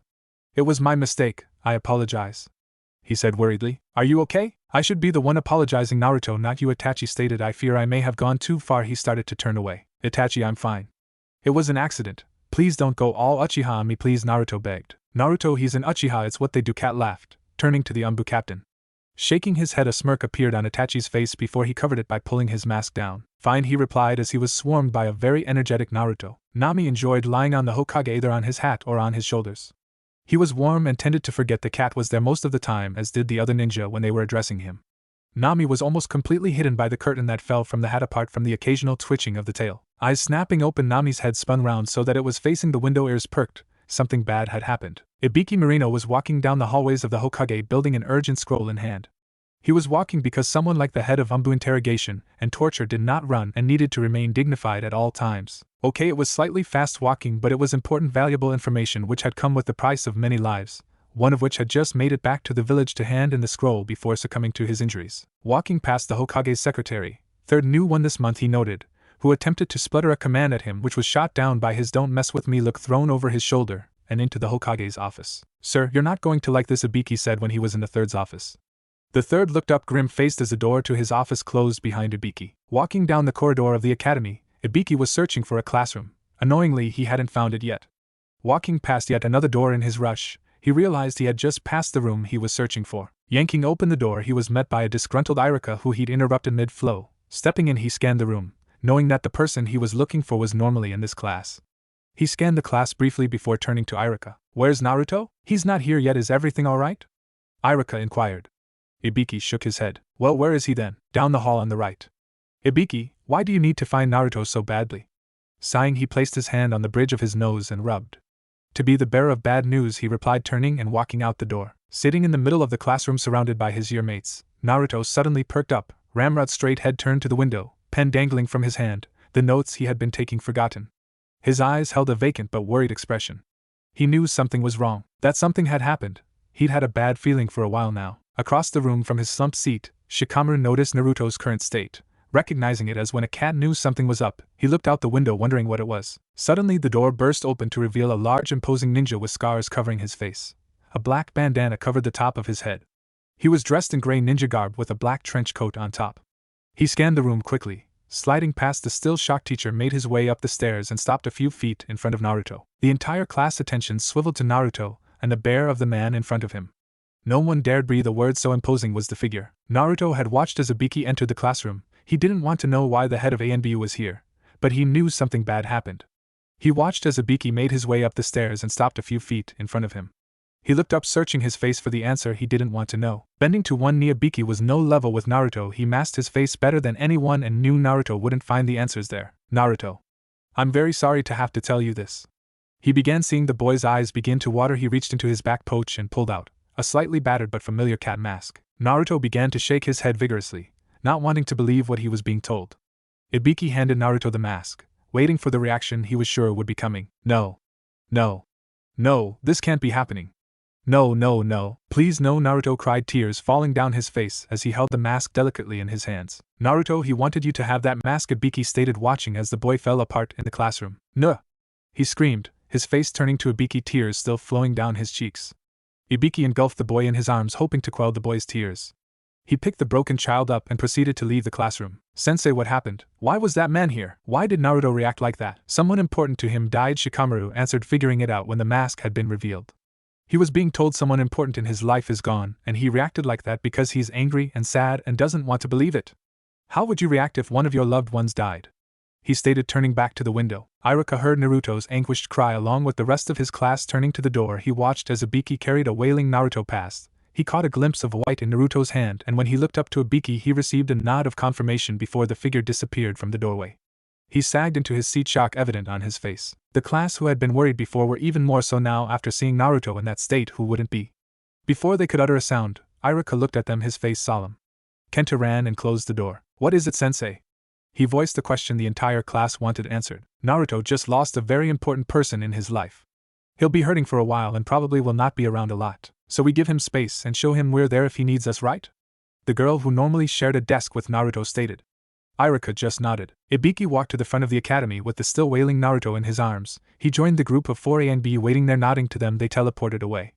Turning, he looked up at Naruto's classroom window and nodded to the children staring out of it before teleporting away. He appeared at the base of the Hokage tower. Naruto's wails had turned into body-wreaking sobs, and he ascended the stairs to the Hokage's office. Making his way into the office, he was glad to see Lady Sarutobi there with the third, and the honorable grandson was reading on the floor. He would notice Naruto instantly. It's your fault. Naruto whispered, it's your fault. If you hadn't sent him, he'd still be alive. It's your fault. I hate you! He screamed at the Hokage, tears streaming down his face. He pointed an accusing finger at the man before storming away from the room. Asuma, who was just entering the room, almost collided with the storming Naruto. Having taken one glance at the room and turning to the team he accompanied, apologized and ran after Naruto. He eventually tracked Naruto down to the Hokage monument. He was on top of the fourth's head, sat down with his knees pulled up to his chest and tears streaking down his face. Asuma walked over to Naruto and placed himself next to him on the ground. He pulled out a cigarette and lit it. Looking up at the sky, he waited. He was just about to finish his cigarette when he faintly heard Naruto speak. Flicking away his cigarette, he pulled out another one before leaning in closer to the blonde. Why are you here, Asuma? Naruto weakly asked. I'm worried about you. When I saw you barreling out of the old man's office, after screaming at him.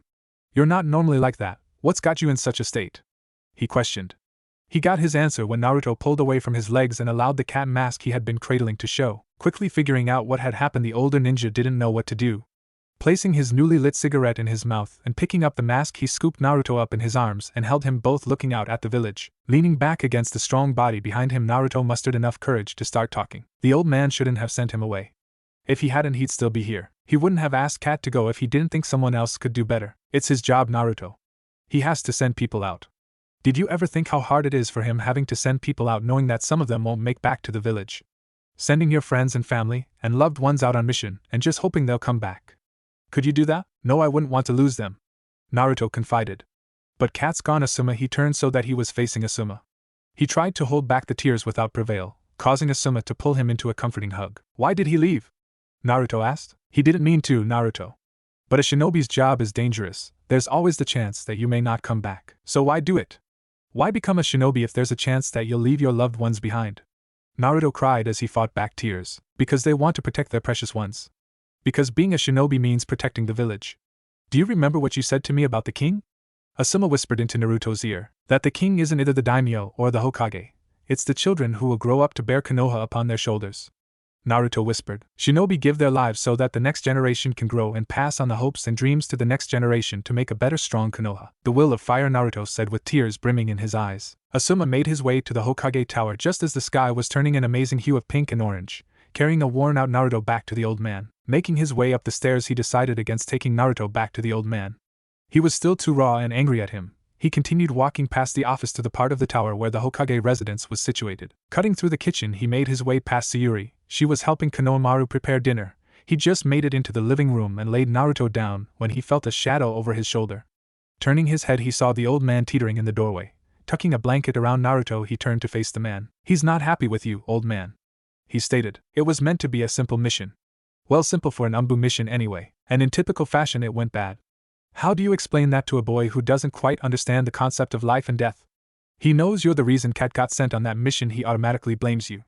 Asuma's voice started to rise as he moved away from Naruto. "I'm Hokage, it's my job to send ninjas out of the village." Why him? You had to know how it would affect Naruto, because there was no one else who could go. It was his skill set that was required, and he was the only one left with that required skill set. Do you really think it's easy knowing that I'm sending people off to their death, never knowing if they are going to come back alive, or not sending you and Sayuri out hoping that you'll come back for the sake of the boys? My job isn't easy or fun, Asuma, but I have to protect this village. If it costs ninjas their lives, then that is the burden I must carry. He will understand that, as will you someday. He stormed back towards his office, passing Sayuri and Konohamaru in the doorway. "You really care for Naruto, Asuma," Sayuri said, hugging Asuma close. "I need to cool off. I'll see you later," he said, kissing the top of Sayuri's head. Moving out of her arms, he ruffled Konohamaru's hair and made his way out of the tower. "Mama," Konohamaru called. "Why is Naruto so sad?" "Well, Konohamaru, he's lost his most precious person. He can never speak to them again." "Like Daddy?" he asked. "Yes, like Daddy," Sayuri replied, clutching her hand to her heart. "But he's still got me." "And you too, Mama, you've still got me," Konohamaru stated, showing that he took after Naruto in wisdom. The rain battered the crowd that had come to pay their respects to their fallen comrades. The mission had been completed, but at a high price. Cat had been training an A&B recruit, his protege, who today received his mask, a turtle. The turtle-masked Umbu gazed at the child. It was terrible seeing the child so despondent, not the child Cat had talked about constantly. He knew that Cat cared deeply about Naruto Uzumaki and that he needed a chance to say goodbye. It didn't bother him that he would not receive the Umbu Cat mask, knowing that it was Naruto's and always would be from then on. Naruto's solemn figure stood next to the Hokage as the rain poured around them, his eyes cast downward and the rain mixing with his tears. He felt so broken. His eyes were vacant and dull. It scared people who knew him to see him like this. The Hokage looked down at Naruto through the pouring rain. It was only right that Naruto came to Cat's funeral, but it scared him just how broken he was. Naruto clutched the mask tight in his arms. He didn't want to look up, knowing that Cat's face would be revealed. He was an ANB, you weren't supposed to know who they were. The other ANB watched as the blonde boy walked over to the white stone and gently kissed his white rose and placing it just as gently on the stone. He didn't move for a while, his head bowed and his body shaking from his sobs. It would take a lot before that child was whole again. "You promised you would come back. I'm glad you kept your promise, but I need you back, not just your body. I don't want to say goodbye, Cat, I can't. It's not fair. I need you here with me. Please, Cat. Why'd you have to go?" He started as a whisper which turned into shouting before coming back to sobbing. "Why'd you give me the mask, Cat? I don't want it without you here too." He flung the cat mask away in his anger. "Please, Cat, I need to know. I need you," he sobbed, falling to his knees. The turtle-masked Umbu was the one to walk forward along with Rabbit. Rabbit picked up the mask while Turtle made his way over to Naruto. "He loved you very much, Naruto. If he wasn't with you, he wouldn't shut up about you. You were his everything, that's why he gave you his mask, because you meant everything to him. It's his way of showing it." He knelt at Naruto's level. "I hope to see the Naruto that Cat spoke about so often," he said, giving Naruto a sealed envelope. The third scooped Naruto up and held him tight as more tears continued to fall. Rabbit handed him the fallen cat mask. He bowed his head in prayer, and then left the funeral. The rest of the Umbu dispersed when Naruto left, with just Turtle, Rabbit, and Ibiki left. Ibiki walked over to the two Umbu. He bowed his head and ran his hand across the stone. "He's broken and it'll take a long time for him to heal. Be careful," he ordered before disappearing. The two masked Umbu looked at each other, then turned back to their fallen mentor. "Naruto, you know at school you come across all quiet and shy. You're a genius who doesn't want to be a genius, but acting like an idiot isn't going to solve your problems. That's because I'm uncomfortable in class. It's not like I have a mask to hide behind." He gestured at the cat mask the Umbu was wearing. "Besides, I'm not acting like an idiot, that's just how they see me, amongst other things." He sighed. "Naruto, what else do they say?" Cat warned. "Monster or trouble, they think I'm a bad kid. I know I should say something, but I don't want to worry Mom. I want to be able to handle my own problems without relying on the old man. Please don't tell him, Cat, I can handle it. It's breaking the law, Naruto." "No, they're not. They aren't telling me that I have a demon sealed inside me by the fourth the night I was born, Cat. They are voicing their opinion. They think I'm a monster because of the demon. Do you really think they'd believe that someone like me could be a genius? No, they'd think it was that stupid fox. I just need to figure out a way to handle this on my own. I would have been alone if Mum hadn't kept insisting, you know." "Naruto, how long have you known? And how much do you know?" Cat whispered, shocked by the blonde's admission. "Nightmares, Cat, and a lot. I'm just not ready to reveal that I know it yet." "Cat, I know you don't tell Gran and everything. It's not your mission to. Please don't tell him. He'll figure it out when he's ready just like everybody else. You don't have to go through it alone, Naruto. I'm not, I've got you. Naruto smiled up at Cat. That was about halfway through school. Cat confronted Naruto. Naruto remembered it perfectly. Only a few people had ever called him a genius, and he loved Cat so much for keeping quiet about everything he had said that day. But he missed him now and didn't know what he was supposed to do now. His best friend was gone. Naruto had been distant since the funeral. He'd shied away from people more often than he used to, and he'd gone back to being quiet and always seemed lost. The mask accompanied him everywhere, as did the envelope that the ANBU had given him. Sat on the top of the Hokage's head, Naruto looked out over the village, the cat mask held in his hands, turning his head slightly when he heard the feet approaching him. The rabbit masked Umbu made his way over to the blonde figure whose feet were dangling off the edge of the monument. Moving his mask to the side of his head, he lowered himself to sit next to Naruto. Itachi looked at Naruto. This was the first time in weeks that Naruto had been by himself, and not almost back to his quiet self. Naruto, I want to talk to you about something. Itachi encroached. You'd make a terrible Uchiha. Naruto. Itachi chuckled. You know what's happened in the Uchiha district, right? He questioned. Kind of. Naruto enlightened. I lost my best friend, and it hurt. But you know what helps me is the fact that I have a little brother who loves me, and when I see his innocent face I realize that he's the reason I'm strong, that I care so much because of him. He's the reason we have to keep on going. Naruto. You have a little brother too, and he loves you more than anything. Right now I'm going to make some good memories of our time together. Be good, Naruto. Itachi said, walking away from the edge of the monument, and returning his rabbit mask to cover his face. Naruto looked at the mask in his hand, then out over the village. With a determined look taking over his features, Naruto placed his beloved mask on his face, and moved it to the right so it was sitting on the side of his head.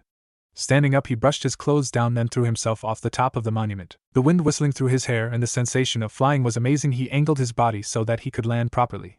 As he landed, he looked around before taking off in the direction of home. Konohamaru was in the nursery garden when Naruto appeared in the doorway watching him paint. Turning, Konohamaru saw Naruto standing in the doorway watching him. Want to help me paint? Konohamaru said with a devilish smirk. Okay, Naruto replied before being splattered by yellow paint straight up the front of his shirt and a rather large portion which landed on his face.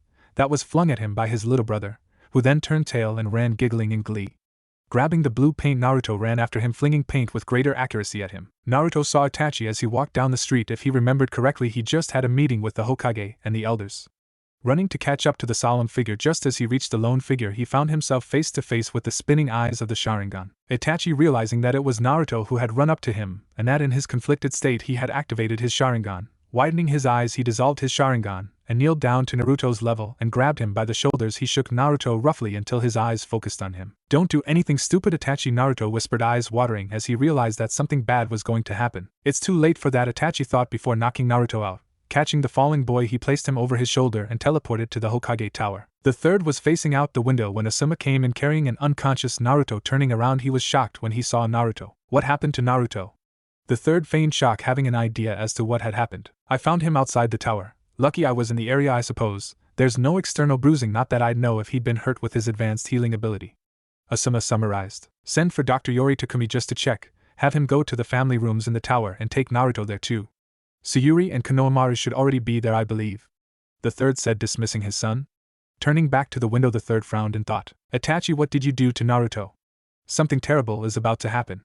He sighed, his ever-present pipe no longer in his mouth. Eyes narrowing, he turned quickly. With his robes flying behind him, he stormed down to the secret council chambers. Slamming the doors open, he found Danzo and his two counselors along with Itachi Uchiha, who had Sasuke lying unconscious on the floor between them in the chamber. Growling out his anger, he demanded to know what was going on here.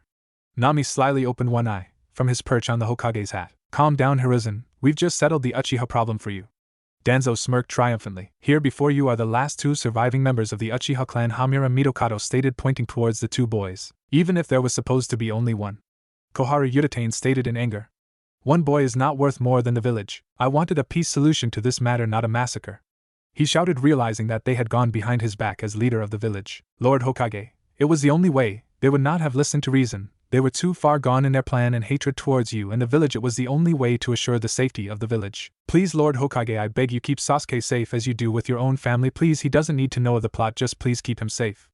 Promise me as long as you live he will be safe. I promise he will be safe. No one will know of what truly happened tonight.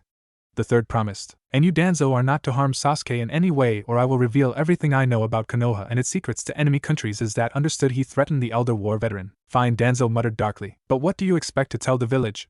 Koharu asked. Tell them I turned rogue and lost faith in my clan. Very well, you are now a missing nin of Konoha and will be treated as such. Lord Hokage, he bowed his head, dissolving into a flock of ravens. Turning to the remaining members of the room, the third unleashed his anger upon them. You will not ever go behind my back or my orders again as Hokage of this village, is that understood? He growled venomously at them while unleashing copious amounts of killing intent. Watching the color drain from their faces, he stooped down and picked up the last remaining Uchiha and made his way out of the chambers. It's a good thing he doesn't know about the laws surrounding the demon container then. Danzo smirked, eyeing the two counselors with mirth. Walking down the corridor, the third summoned his ANBU. Put out a high alert. Itachi Uchiha has massacred his entire clan save for his brother, and is making his escape. The district needs to be cornered off and a team sent out to find and catch Itachi. I'll take Sasuke to the hospital. He growled, still seething at the betrayal lies he would have to tell to cover up this. Sayuri sat beside Sasuke's bed watching over him. He'd been unconscious for a week since the incident, and had to be put back under when he awoke screaming. She'd been sat by him ever since. Running her hand through his jet black hair, she worriedly checked his temperature, which was still feverish. Finding a flannel, she wet it, then placed it caringly over his head, trying to cool him down. Looking up at the 4 drips, she watched as magically the nurse came in and changed it. While the nurse changed his for, another nurse brought his dinner in and smiled at Sasuke while bowing to Lady Sarutobi. Glaring at the door that the nurses had left through, she turned to find that she was staring straight into onyx-colored eyes. Blinking slowly, Sasuke turned his head back towards the ceiling before trying to sit up. Sayuri carefully moved so that she could move him into a sitting position. He glared at her after she helped him to sit up. Sighing, she pulled his dinner round to him and poured him a glass of water, which he promptly gulped down. You've had us quite worried, Sasuke, the third said as he entered the room. You've been out for 3 weeks. My daughter-in-law Sayuri hasn't moved from your side the entire time. She'll be here if there is anything you need. Turning to Sayuri, he continued, Naruto woke up the day after the incident. He's fine and helping Konohamaru paint the garden red, he said, giving Sayuri's shoulder a squeeze before he left. I'm not here because of orders, Sasuke. I'm here because I care. I'll be over here if you need anything. She pointed to the chair in the corner of the room. Sasuke nodded his head and picked at his food. His clan was gone and he'd been out of it for 3 weeks. It was all Itachi's fault. The man would pay. The class had been told to invite their family for family day the following day. Naruto, however, didn't know how to do that. His grandfather was busy running the village, constantly doing paperwork and having meetings. No, he was far too busy. Uncle Asuma was busy too. He was due back from a mission later today and would need to rest for a while. Mum was starting to go on missions again, as well as visiting the orphanage and helping the children there, and not to forget Konohamaru, he was being looked after by Mum as well, or with Grandpa. There was no one he could ask, not that he should feel bad. Sasuke had no one either. Though Mum did try to help him through it, he'd become a lot colder. It was decided then he wouldn't mention it to them, he'd just have a nice dinner with them all together. Making his way out the school building. Looking up, he saw Asuma leaning against the school gates, a cigarette dangling loosely from his lips. He was slightly dirty from his mission but didn't look in any pain. Making his way over to the swing as he normally would, he waited for the other parents to greet and chat with Asuma as he would if his mum came and collected him. He liked the swing, yes, it isolated him, but he didn't mind. The swing was referred to as his swing as he was the only one who ever went on it. More so now Kat wasn't here. He looked up when a shadow fell over him. Iruka smiled down at him. It's family day tomorrow, who are you going to ask? He asked. They're all kinda busy, I didn't think it would be fair to ask. Iruka-sensei, did you invite your parents to Parents' Day? Yeah, I did. They're ninjas, so they were really busy, but then so were most of the other children's parents, so a few might have come along but not for very long. They died soon after and I never quite came to terms with that. You should ask them anyway in case they can come. Everyone in the academy is involved, so you can't really hide from all the parents and family there anyway. Sorry, Iruka-sensei, Naruto whispered so that Iruka almost couldn't hear. What the? How does he know? He thought in shock. Hey kiddo, ready to go? Asuma smirked. He'd watched the interaction between the two. He saw the array of emotions running across Iruka's face and decided now would be a good time to interrupt. Jumping off from the swing, Naruto bowed to Iruka and then walked next to Asuma out the academy gates. I thought you weren't due back till later today? Naruto asked Asuma as they walked through the village. Finished early. Just got back actually, Asuma replied, taking another puff on his cigarette. How was school? Anything interesting happened today? He asked, raising an eyebrow while looking out the corner of his eye at Naruto. Nothing much, we covered kunai throwing techniques and had a practice test. He shrugged his shoulders. Really? He asked, scratching at the base of his chin where his beard had grown. He's not going to mention family day. Asuma thought. Yup. What's for dinner? Naruto answered innocently. Mum's special. Asuma smirked. Awesome, Naruto whooped in joy. Walking down the corridor hand in hand, the two individuals made their way down to classroom 5A.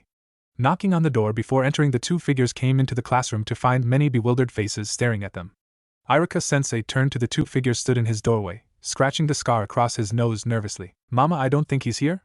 The smaller of the two figures stated, shaking his head knowingly. If you're looking for Naruto, he's in 1C.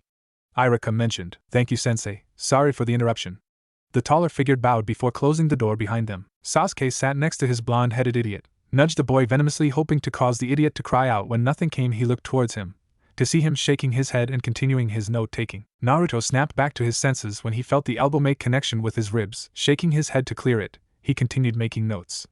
Lucky for him, Sasuke had taken a venomous dislike to him since the massacre happened.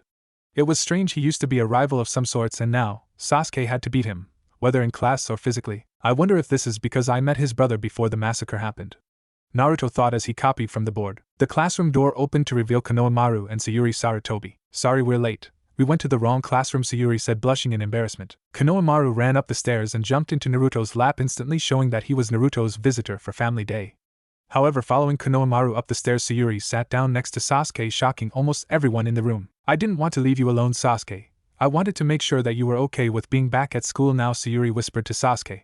Sasuke smirked his lips slightly before composing himself. Why'd you not mention it was Family Day?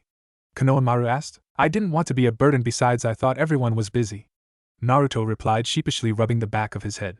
Why'd you go to the wrong classroom? Went to Irika's first, then here. You should really tell us things you know, Uncle Suma reminded Mom this morning, Konohamaru giggled, poking his brother in the chest. Ma, Naruto replied, raising his hand in a familiar sort of way, causing all the adults to wonder if he'd been in contact with a certain silver-haired ninja. Konohamaru sat in his big brother's lap, trying to figure out how it was that the clone jutsu worked. The adults in the room watched as Naruto, rather than doing the work, explained to Konohamaru how to complete the work. The clone technique creates a copy of the user or objects used by them. They are very versatile. Naruto, what's that word say? Versatile. It's able to change frequently, basically, Naruto explained. Oh right, they are very versatile and useful, and are often used to distract or fool enemies into thinking they have delivered a critical or fatal blow to the user, leaving the enemy vulnerable. What's this one? Vulnerable. I'm open to attack. If you get stuck, try sounding the word out. K. The basic clone technique uses only chakra to create the clone. There are also clone techniques that transform another person or animal into a clone of the user. Genjutsu can create illusionary clones. This technique creates intangible, can't be touched, he replied, straightening his mask on the side of his head. Intangible copies of the user. They are simply illusions and will dissipate. What's that mean? Like scatter, dissipate when they come into contact with something. The illusions can be seen through by the Byakugan and the Sharingan. People with normal eyes can also can tell the difference, so they can tell the clone from the original. Right. Since the clones don't have shadows and will disrupt, that's when you make them disorder, right? Seeing Naruto nod his head, he continued. Will disrupt the area themselves with their movement. They don't kick up dust or crush grass and things. Sasuke watched the interaction between the pseudo-siblings, reminding him of his relationship with his brother. He glared angrily at the two. Sayuri, sensing the irritation coming from Sasuke, simply stated, don't start thinking like that. Everyone has their own life to live. Bad things happen. Take comfort in the good things. So how do I do the hand seals? Show me Ram, Snake and Tiger, please. For Ram, you place your left hand on top with your left thumb on top, and you two fingers pointing up. He repositioned Konohamaru's hands so they were in the correct position. Snake, put your hands together. Now fold your fingers and thumbs down with your left thumb on the outside. And Tiger, place your hands together with your thumbs pointing up. Now fold down all your fingers, but your index, they should be pointing up with your thumbs. And Chakra? He asked with an innocent smile adoring his face. Wrapping his hands around Konohamaru's hands, Naruto released his chakra, allowing it to trickle into the young boy at the correct amount for the jutsu. He said about this much before taking his chakra back. The clone technique is a basic technique used here in the academy. But I still can't do it, Naruto stated, causing all the people listening into the two boys' whispers to face plant. He could explain it perfectly in notes and demonstrate it, but couldn't perform the jutsu.